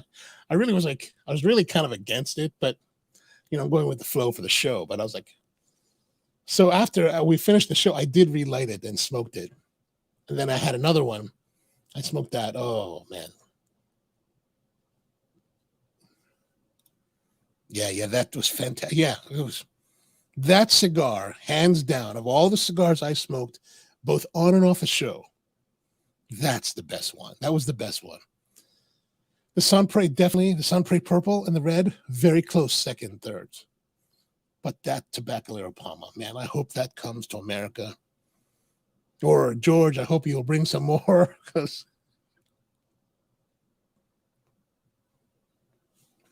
actually, I have one more. A torpedo shape that I've kept since that weekend. And I've actually been hesitant to smoke it, mainly because it's like, and, you know, and I'm all hesitant because I'm fearful that it won't be as good as the Toro. So I've been holding off on smoking it. It's kind of like that Mareva from the first from 2020, the World Championship Mareva that Rocky Patel made, the one that we did for the World Championship show, and I was smoking it, and like, man, that thing just started out gangbusters, like it was killer, and then suddenly it just it burned through and just dropped out. Oh my gosh, man! Speaking of George, where is he? I don't know. You know what? I have to send him a message. You know, I haven't seen him on the show lately. I figured he's probably in the Dominican Republic doing his thing with his consulting thing. But I have to follow up with him soon. So, George, we're thinking about you if you're watching the show.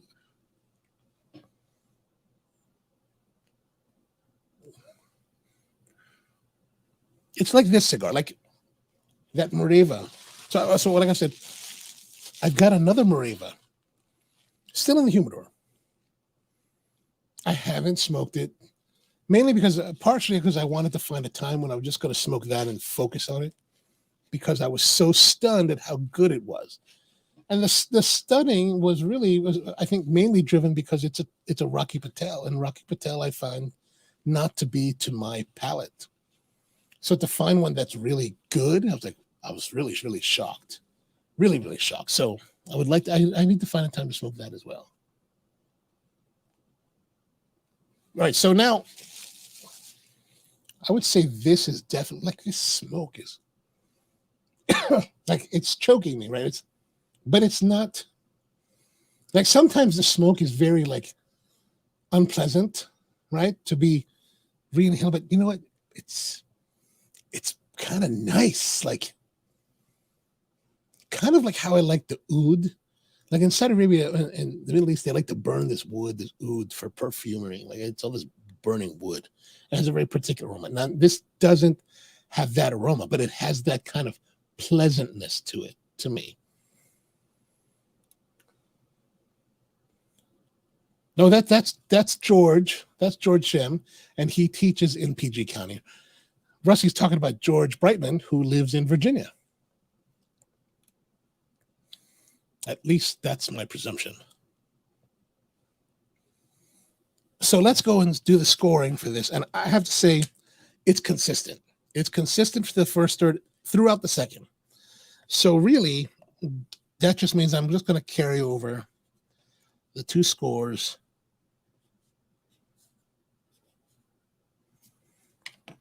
And we have this.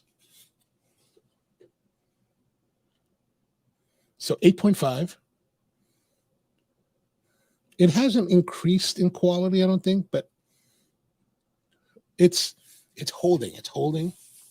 And now we're moving into the second third, the final third. And I'm going to take the band off.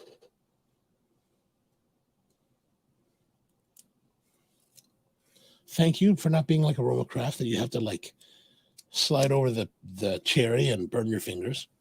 But the burn is going nicely, still pretty even. Look at that. I'm just puffing away on it, and it's still burning. Like, it's burning great.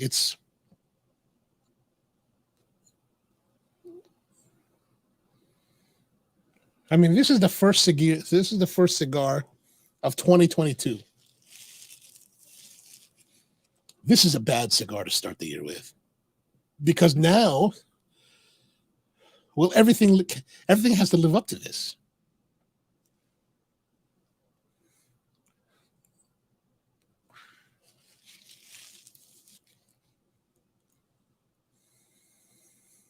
Oh, this is quite good.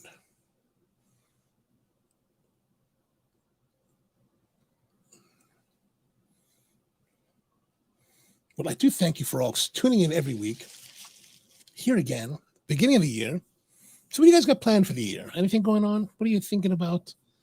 You know, of course, COVID's going to put a stamp on it. But I think I was listening to a report yesterday or today, one of the 2 days, where they were talking about how the Omicron is very contagious, like, and it's very much resistant to the vaccine. So you could be fully vaccinated and boosted, and you're still going to get infected and turn positive. You may not get too ill. Like, a lot of people that I know that have gotten the Omicron or have gotten infected in the last 3 weeks, they don't seem to go through a lot of difficulty. Like, they're ill, but not like before. Like, there's this one, I don't know if I mentioned it before, but this one guy that I know, he got COVID in February. He was in the hospital for a month on a ventilator at one point. Luckily, he survived. He still has not returned to work. Like, I just saw him in November. He's like, I haven't returned to work. I can't work yet. And he still has no taste or smell. Man, to me, that's the worst. That's the scariest prospect of COVID is to lose your sense of taste and smell. I mean, that's everything. And coffee and food and cigars. God, I mean, like I remember when I had a cold when we were in on the cigar safari at Drew Estate. I got a cold when we were down there. And it included my ability to taste and smell. And I remember there's a flavor that I was smoking. So I was smoking a lot of Nica Rusticas while I was there. And there was a taste that whether I smoked the Nica Rustica, a T52, a Liga number 9, they all kind of tasted the same. This weird, funky taste. It'd be the worst. That would be the worst.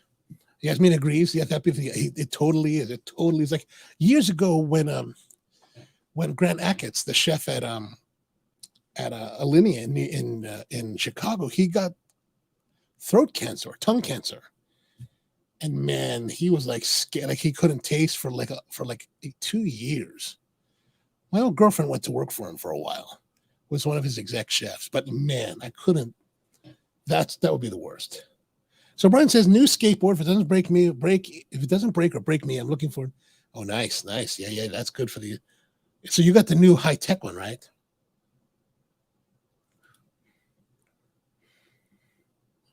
Oh yeah, my gosh, all the work is there. And Rusty says 2022 goal. Thought about going for masters, but decided to pursue culinary certified culinary educator. Oh, excellent. Well, good luck on that. I hope that goes well. Brian says he lost sense of taste for. Oh, mother of God, that would be scary. And Rusty says, "Upcoming go see." Yes, absolutely. We'll be in. I'm planning to be in Boston. My friend actually called me. She was like, "Are you coming to the sensory skills, or what is it called? What's it called? There's the Sensory Summit." So the Specialty Coffee Association, in conjunction with the University of California at Davis, is holding a sensory summit February 2 to 4. And she was asking, "Are you coming to that?" Because I'm going to that. And I was like, "Oh, maybe I should go to that." And then I looked it up. $1,500 just for the core, just for the summit. And then like what, $150 a night for the rooms, $350 for the flights. I was like, "Oh no, I'm not going to that. That's just crazy." Oh yeah, I still need to look for a hotel room. Yeah, and here's the problem. So this is the problem with the Specialty Coffee Association that really bugs me the most.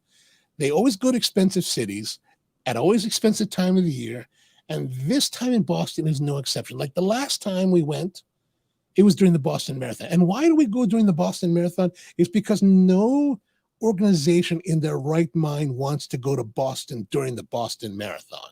None of them, right? Nobody wants to do that because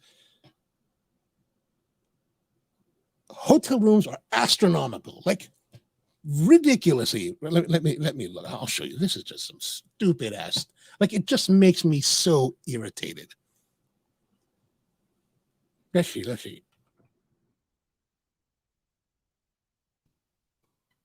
So here it is. April 8th, 22. April 8th to 10. So let me. So here we are. Well, Rusty, I don't know for sure. I'm guessing because look at these. Well, where is it? 287, 273, 190 in Cambridge, for God's sake. Everett, 297. Downtown, Faneuil Hall, $300. Back Bay, right by the convention center, $255. Man, way out by the airport, $188. What you want to be by North Station, $296. Seaport, $284. Look at this. Oh, that's a house. Forget that. We can't. Yotel, down in the Seaport area, $269. Park Plaza, $243. $219. $274. Look, Lenox Hotel, $305. $150. Oh, $150. But Logan Airport, yeah. I got to stay up by the airport at a Hampton Inn for $150. Global Luxury Suites downtown Boston, $440. Hampton Inn, look at Hampton Inn in Watertown. Do you know how far Watertown is? My aunt lives in Watertown. Like it's a drive. Like you just don't take the T or whatever they call that, their transportation. You got to drive, $220.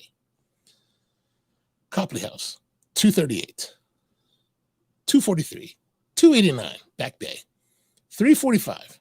Like, this is what makes me upset. So Yasmin says, honestly, the only place around $100 around Cambridge as Airbnb. You know, I did the Airbnb a few times. Like, one time I did it in Dublin, and I stayed in this house in this room, and it was not bad. But you know what? If I'm going to a place, I want to stay in a hotel. I don't want to be in a B&B. I know exactly. Well, no, I don't want to rough it. I mean, I could stay at my aunt's place. My aunt has a place in actually, I don't know if she has a place in Watertown I could stay. She also has a place in Cambridge. I don't know if that's being rented out or not.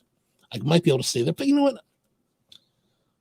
I like staying at a hotel. I like to be able to, like, you know, have somebody clean the room without me doing it. But I don't want to spend $400 through $250 a night or whatever. Oh.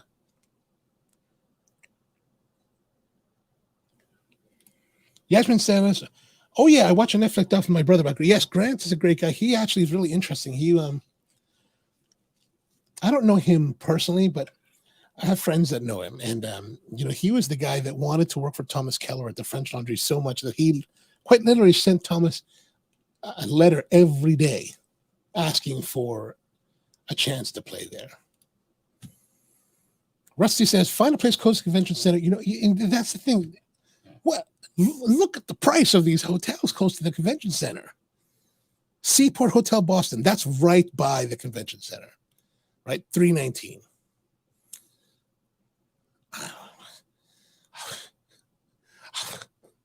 Even over on Com Ave, way over by Fenway Park and, like, you know, Boston University, $331. Oh God, give me a break. So yeah, I don't, you know, I'm not going to bitch about it anymore. No more bitching about it. We're going to close that. How's the ash? Brian wants to know. The ash I've been knocking out. I haven't been growing it, but it's the burn. Look at, come on now. There we go. The burn is still even, man. The burn is still even. It's still going. I haven't had to do any touch-ups. I haven't had to do any kind of anything with it. It's just going.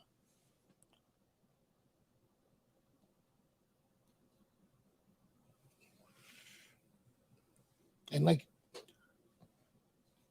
it's just overall really great. Really, really great, I have to say.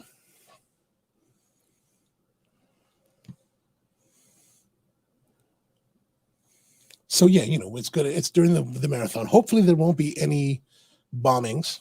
The last, when we were there in 2013, there was a bombing. We happened to be there. Actually, I was with Rusty's sister, Joan, and her husband, Ralph. We were actually driving around. We were driving around, hanging out, going to places. The convention had finished. It was the marathon day, and I remember we were sitting in the car in Cambridge, and people started calling. Rusty, I think your mom called your sister, and she was like, "Are you guys okay?" I'm like, "What? Yeah, we're fine. Why? What's going on?" So there's been a bombing. What? A bombing? What are you talking about? So we started getting on our phones and started looking at the news, and oh my gosh, yeah, there was a bombing at the start line of the race, and it was really kind of interesting. Like, we kind of got out of the car, went into a bar, and I remember watching around. Like, it was a really pretty day, sunny, nice, cool, nice, you know, warm for the spring. And everybody's walking around. Everybody is just like normal, enjoying themselves. It kind of reminded me of like 9/11 in this respect, and that like we knew we had the power. We knew that the information that there was a bombing, right? And we're like, oh my gosh, this is scary now. It's kind of crazy. What's going to happen, right? So we went into this bar. But as I was walking there, we're looking around. I was like, look at all these people. They all just living their lives, enjoying. There's not a clue about what's happening. And all I could think was in about 15 to 30 minutes, this is all going to end. Like everyone's going to be like, holy crap, what's going on here? So we're in the bar, and like at first everyone's all like, normal. And then after a while, as the news started popping up, man, that's when everything got serious. And I was like, oh my gosh, it's a bomb and all this. And it was crazy. It was crazy. Di, what's going on, man? Good to see you. Happy New Year to you, my friend.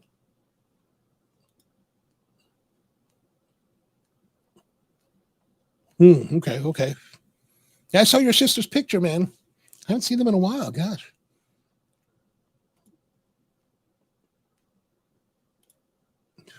All right, so you're asking, Brian, right about now, I said that it's been easy drawing. We're at a point right now where it's starting to falter. Like you just saw me do a number of successive puffs because I'm trying to keep it alive. It feels like it's dying down. So I'm trying to keep it going.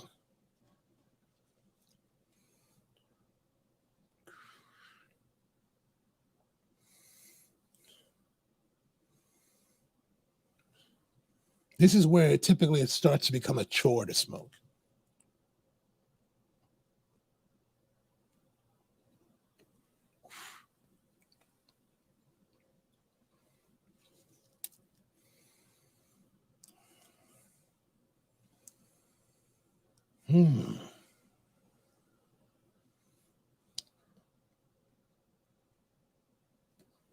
And the temperature is starting to increase because I'm puffing on it pretty hard. The temperature on the palate is increasing. It's becoming sharper, not as pleasant. So I'm going to back off a little bit, see if I can back off for a few more moments and see if it'll like smoothen out again.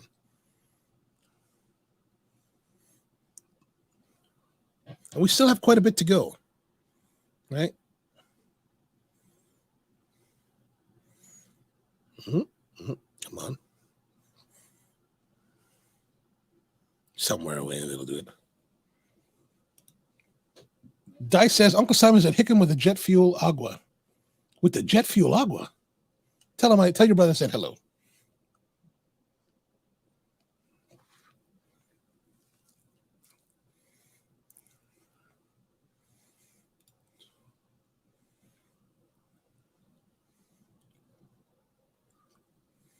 Are you talking about the Ocolehau kind of water?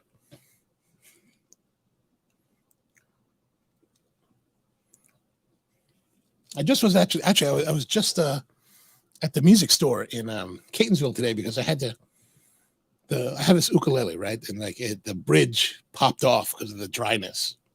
And it's also like that one is like I bought it in 92, so it's pretty old. It's like 30 years old now. Oh God, 30 years. Yeah. So it popped up. I had to have the bridge repaired. So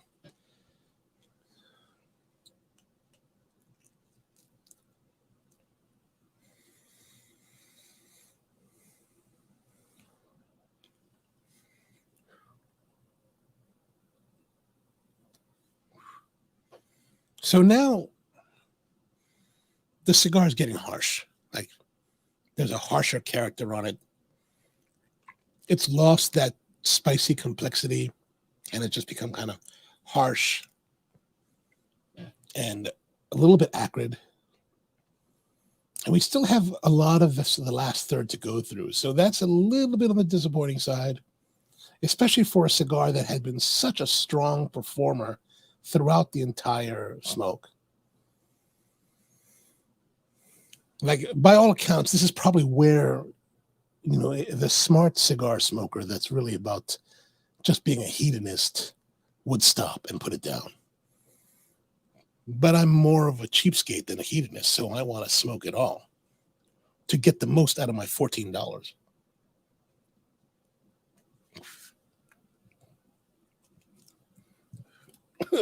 Like now that's more acrid. This smoke isn't pleasant to be surrounded by. 14,000 gallons of jet fuel got into the rest. Oh, that one. That's the one where is that right? It's seeped into the Red Hill, right? Because inside Red Hill, there are these huge like tanks that I thought I saw a blurb about that not too long ago, where that gas in Red Hill was, the fuel in Red Hill was seeping into the aquifer. That's pretty crazy. Tony says that's usually where Camacho falters. Although, I don't remember I really like the blue Camacho Ecuadors, the Robusto size, and I don't recall it faltering that much at this point. Maybe it does. I don't recall it. But yeah, it's a shame. It's a shame. You'd like it to come the whole way. So right now it's that time where in my smoking world, where when I start to get that more acrid, it becomes more difficult to smoke. Like there's a little bit of acridity that's stuck right in here in the throat area. So the smoke is not as pleasant. So it gives me more of a gag reaction, right? Really, if there's a part of me when I reach this point with a cigar that you really don't want to continue.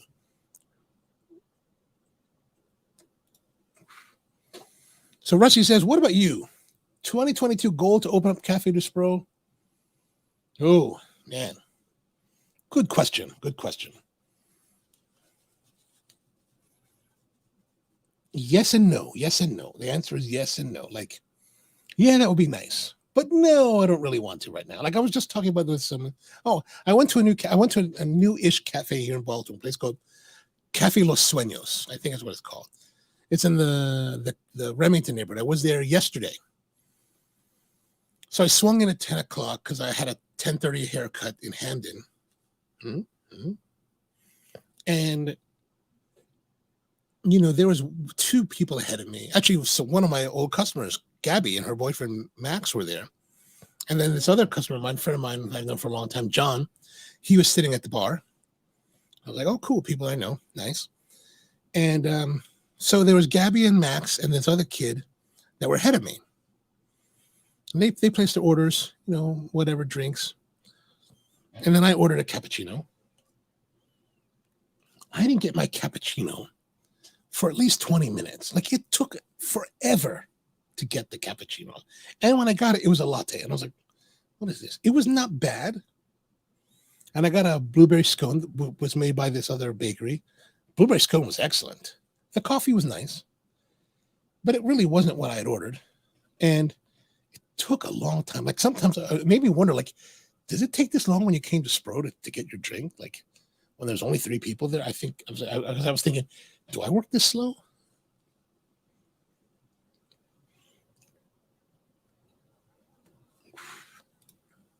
So Yasmin is asking, if you were to use that score sheet with other people scoring the cigar, when would you normally stop smoking? I think, okay, so that's a great question, actually.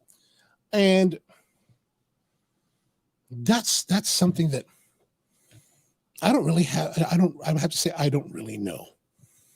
I would think that you would smoke the cigar until you couldn't smoke it anymore. Until you wanted to stop and didn't want to continue. I don't want to stop. It's not that. Actually, right now it's starting to smoothen out. So it might be getting better. But we'll see. I have to do another puff.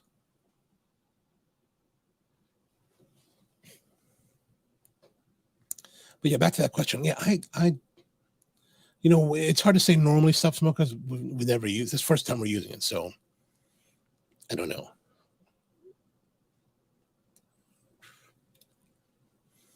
That's because Davidoff Camacho not. Oh, I gotcha. So back to the Cafe du Spro. It'd be nice to reopen. Actually, my health inspector was here a couple weeks ago, and he was like, "Are you open?" I was like, "No." "Are you going to open?" "Yeah, maybe." He said, "Well, here's your paperwork for all the, you renewed your license." I was, yeah, I know, I renewed the license, but I'm kind of enjoying being alone. Maybe after the pandemic's really over.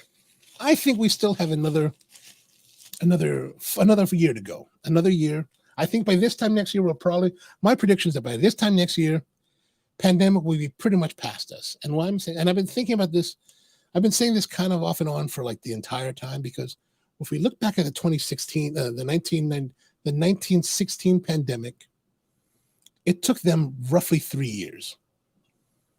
So we're now heading into year 3. I think that'll be it. Like I was saying earlier, they were saying that the Omicron is more contagious, but you're not getting as sick. It doesn't evidently it doesn't infect the lungs. So that's probably a step forward. Who knows? Maybe it affects the brain. And that would not be a step forward. Like this is the point. So this cigar is pretty short, right? This is kind of the point where it like I find and I don't know if you guys find the same thing, but when the cigar is longer, it's kind of like the smoke, the burning part is since it's farther away from my nose. And like as it gets really close like this, it's close to the nose, so I tend to inhale through the nose more, and that kind of, makes it less enjoyable.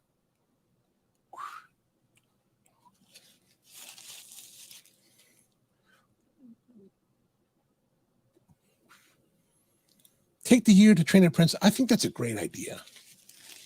The hard part is that how do you find let's say in Baltimore City, how would you find someone that is so hardcore narrowly focused about coffee? They want to focus in on a really narrow, even more narrow niche of coffee. Like I think that's like in Baltimore City, that'd be difficult. Here in the county, my God, in Starbucks land, oh God, I don't even imagine there's anyone like that. So, but I like the idea. I would like that. Actually, speaking of which, years ago during the J. Shea Vice years, I had a barista, a kid that worked for me, young guy. At the time, he was 15, still in high school. He was the youngest competitor I think at the time he was the youngest competitor in the world. Because he competed at the Mid-Atlantic Regionals in 2015. No, in 2005. He was 15 years old. And he was a great kid, really into it, really enthusiastic, interested in coffee. And like he did not end up doing it, for his career. He actually became a musician, a trombonist, a really, really well-liked, recognized trombonist, pop music trombonist. And I actually saw him New Year's Eve, right after midnight on ABC. He was the trombonist. So if you watch ABC on New Year's Eve, they had, I don't remember the name of the artist, but I'm watching and I'm seeing this guy with the dreadlocks and he's got a trombone. I was like, that looks like Darius. And when they got closer to him, I was like, oh my gosh, it totally is Darius. And so it's great to see, one of our old baristas, now, he's on, I follow him on Instagram and he's on tour and he's, playing music all over the country. Really fantastic. Great to see him. I messaged him and said, hey man, great to see you on New Year's Eve on television. You're looking awesome. Really, really excited to see your career, doing really well. And so that's really great. Better question. Do you think you have clientele to come by? Yes. Interestingly enough, before we close, so we were open. I opened the shop here, the Cafe du Spro, right after Christmas in December 2019. And we ran right up until the pandemic started in March.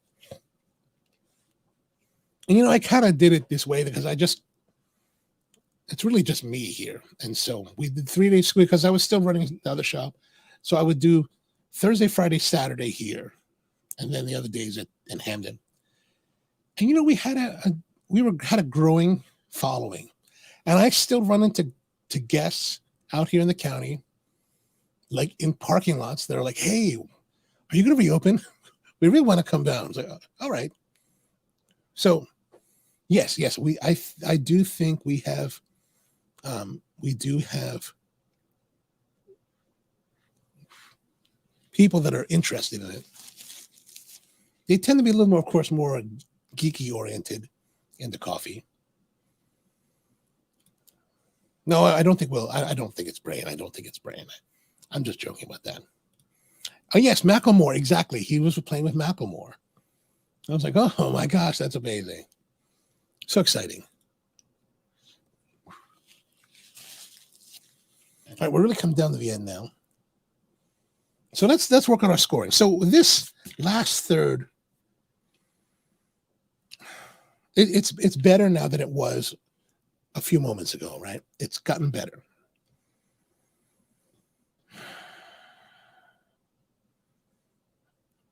I think the score needs to reflect that. So I'm really feeling 7.75 for the flavor, and I'll say 7.7. Well, the body really hasn't changed, so maybe we'll still say 8.0. So that's where we'll put it.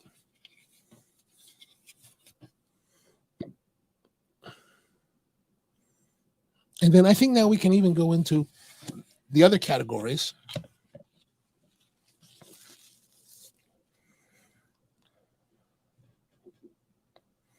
So throughout the entire smoke, the burn was really high quality. Except right this latter part of the last third. So I'll say burn probably around 75%. The draw, though, has been very, very good. So very high quality draw. I'd have to say 8.25. And then it's been very consistent, except for the very end. I'm going to say 9 for the consistency.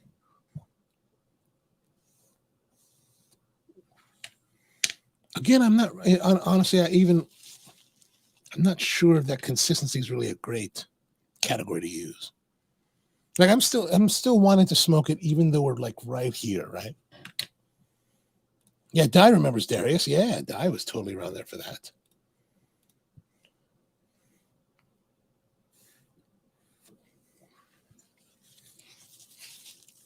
Now, overall score. I think the overall score, I think 8 is appropriate. All right, so that gives us, so here's our scoring. Oops. So as you can see here, we've got 7.25 for the fragrance cold draw. For the first third, 8.5 for the flavor, 8.5 for the body. Second third, 8.5, 8.5 for both. Then we had, we have to take into account the downturn at the last third. So we dropped the flavor down to 7.75. There was some acridity there. And then body, I still think the body was relatively, consistent there. So 8. Burn and draw, I'd say 8.25. The burn suffered a little bit towards the end of that last third, but the draw was very good throughout. Really, really great throughout. Consistency, I give it a 9 because overall, it was very consistent through the first 2/3, and then most of the last third, and then our overall score of 8. All right, so where does that put us now in total score? Let's see here.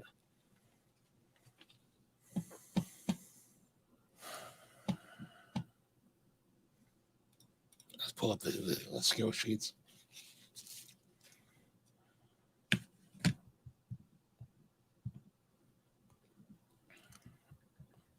Let me calculate this.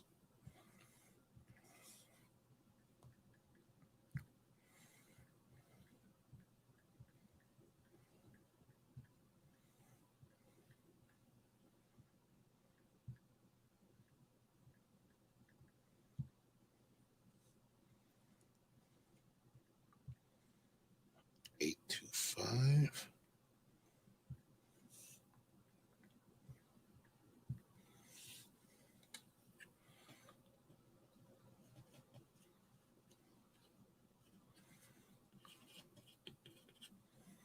All right, so as you can see here, we've got total in this part of the scoring area. We have total score and then defects. So I'm still trying to figure out what are the proper defects. Maybe the wrapper becoming unraveled, because it happens. That could be a defect. If you have any ideas of what really proper defects would be, and then maybe what kind of value we would associate with a defect. This box here would be for any defects that are apparent would detract from the total score, giving us the final score. So now, with all of these, we have in the fragrance cold draw, like I said, 7.25, 8.5 for flavor and body for the first third, 8.5 for flavor and body for the second, third, and then we're dropping down to 7.75 for the flavor, and then we're gonna stay at 8 for the body here. Burn and draw 8.25, consistency 9, overall 8, which gives us a total score of 82.25 points.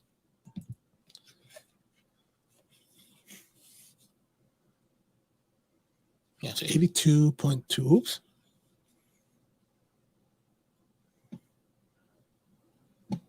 Oh, so where is it?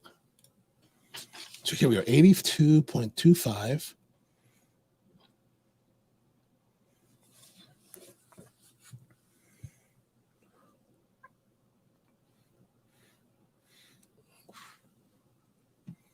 Rusty says, you should take the score sheet straight down. I think that's a great idea. Now, here's the thing, though. I think that this score sheet is really something that needs to be a work in progress. So, also, I think we need to calibrate. Is this score of 82.25, is that truly accurate to the experience, right?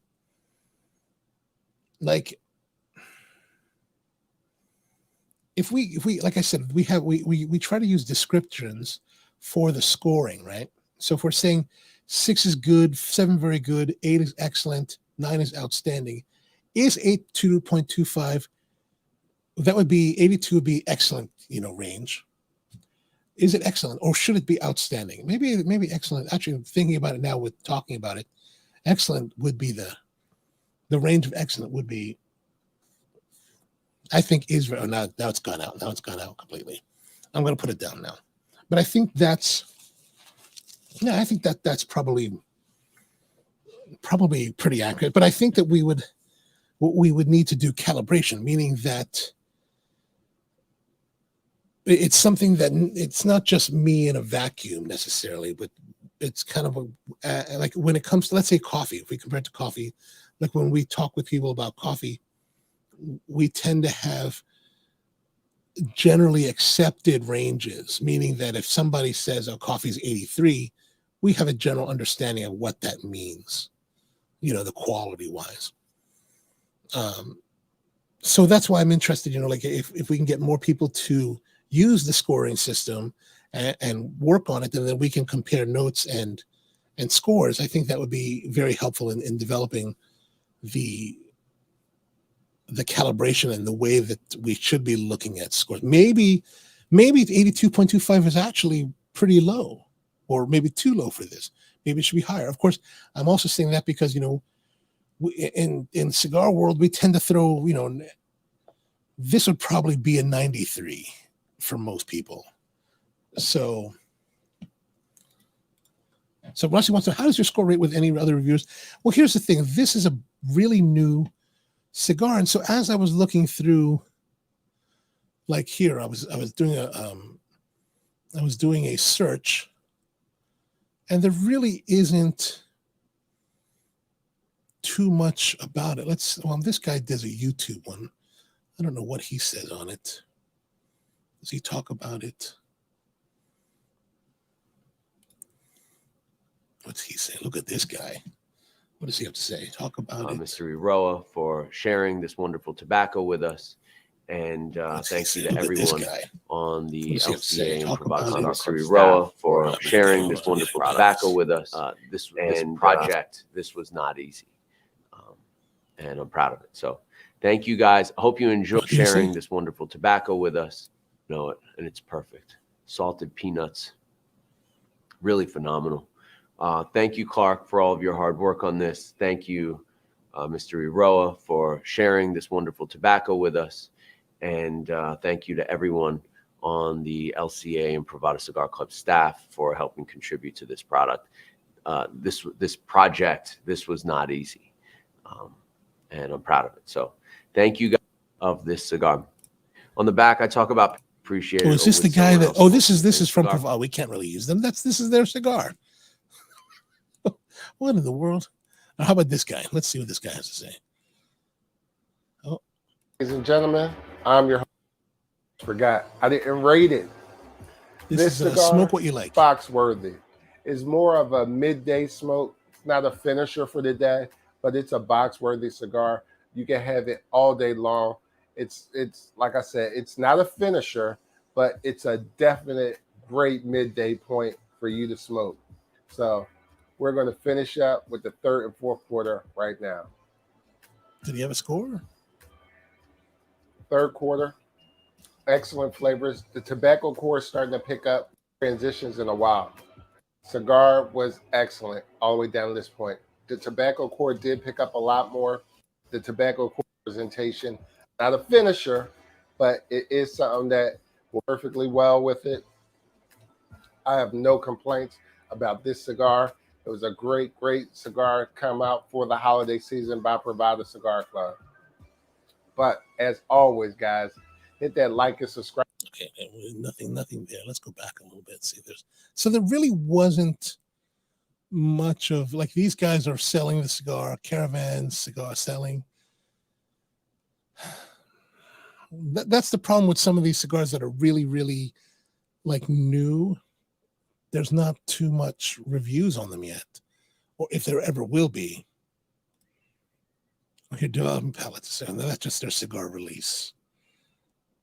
Yeah, see, there really wasn't, like, this was just a press release. Yeah, so nothing really. So it's hard to say. I can't say that there's any comparison. I will say, though, that, we do ask the question on every show. We can't forget that for would I buy it again? And I think that's a good one. So if you'll notice on the score sheet, I even included a little spot here at the bottom. Whoops, not there. There it is. Buy again, yes or no? I would say yes. Yes, absolutely. Buy it again. It was quite good. I was really surprised. Really enjoyed it. But, yeah, there it is. 82.25. I do think that most people will score this in the cigar world as like a 90. Like, we're probably this form of scoring probably looks more critically at it and is more being more critical. It's not giving points just willy-nilly. And I think that's really important. Like 82.25, I think is a good position for it, I think.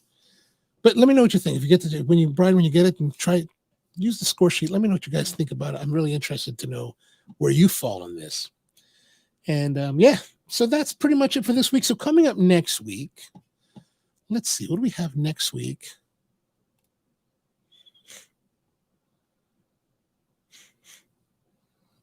Where is it? All right, so coming up next week, we've got the Oscar Valladares McFly. I'm not sure why he's all into the McFly stuff. And then after that, on the 7th, the 20th of January, we've got the Plasencia Cosecha number 149. And then after that, the Crown Heads Le Patissier. And then moving on past that into the beginning of February, we've got the Olivia Serie V 135th anniversary. I didn't know they've been around for that long. Then after that, the 10th, we're going to be doing the Just Some Crawl F the FDA. And then into the 17th of February, we're going to do the Dapper La Madrina Toro. So that's what's coming up. Pick up the cigars if you can. I'm going to put the the schedule actually in the online comments before the show began. I don't know if you can still scroll up to see that. If not, I'm going to put them in the show notes later.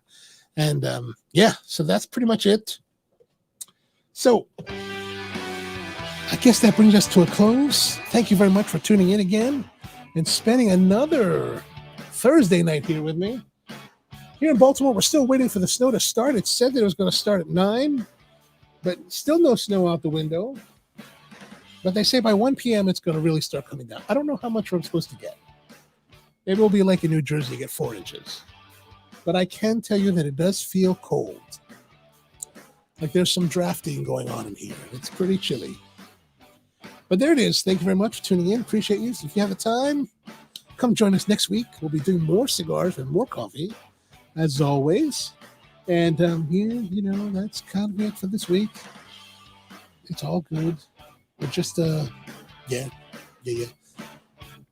But I'm Jade. Thank you very much. Onocoffee. We've got more videos coming up from Saudi Arabia. We've got some ones starting to come drop every Monday. So come check it out. And see you next time.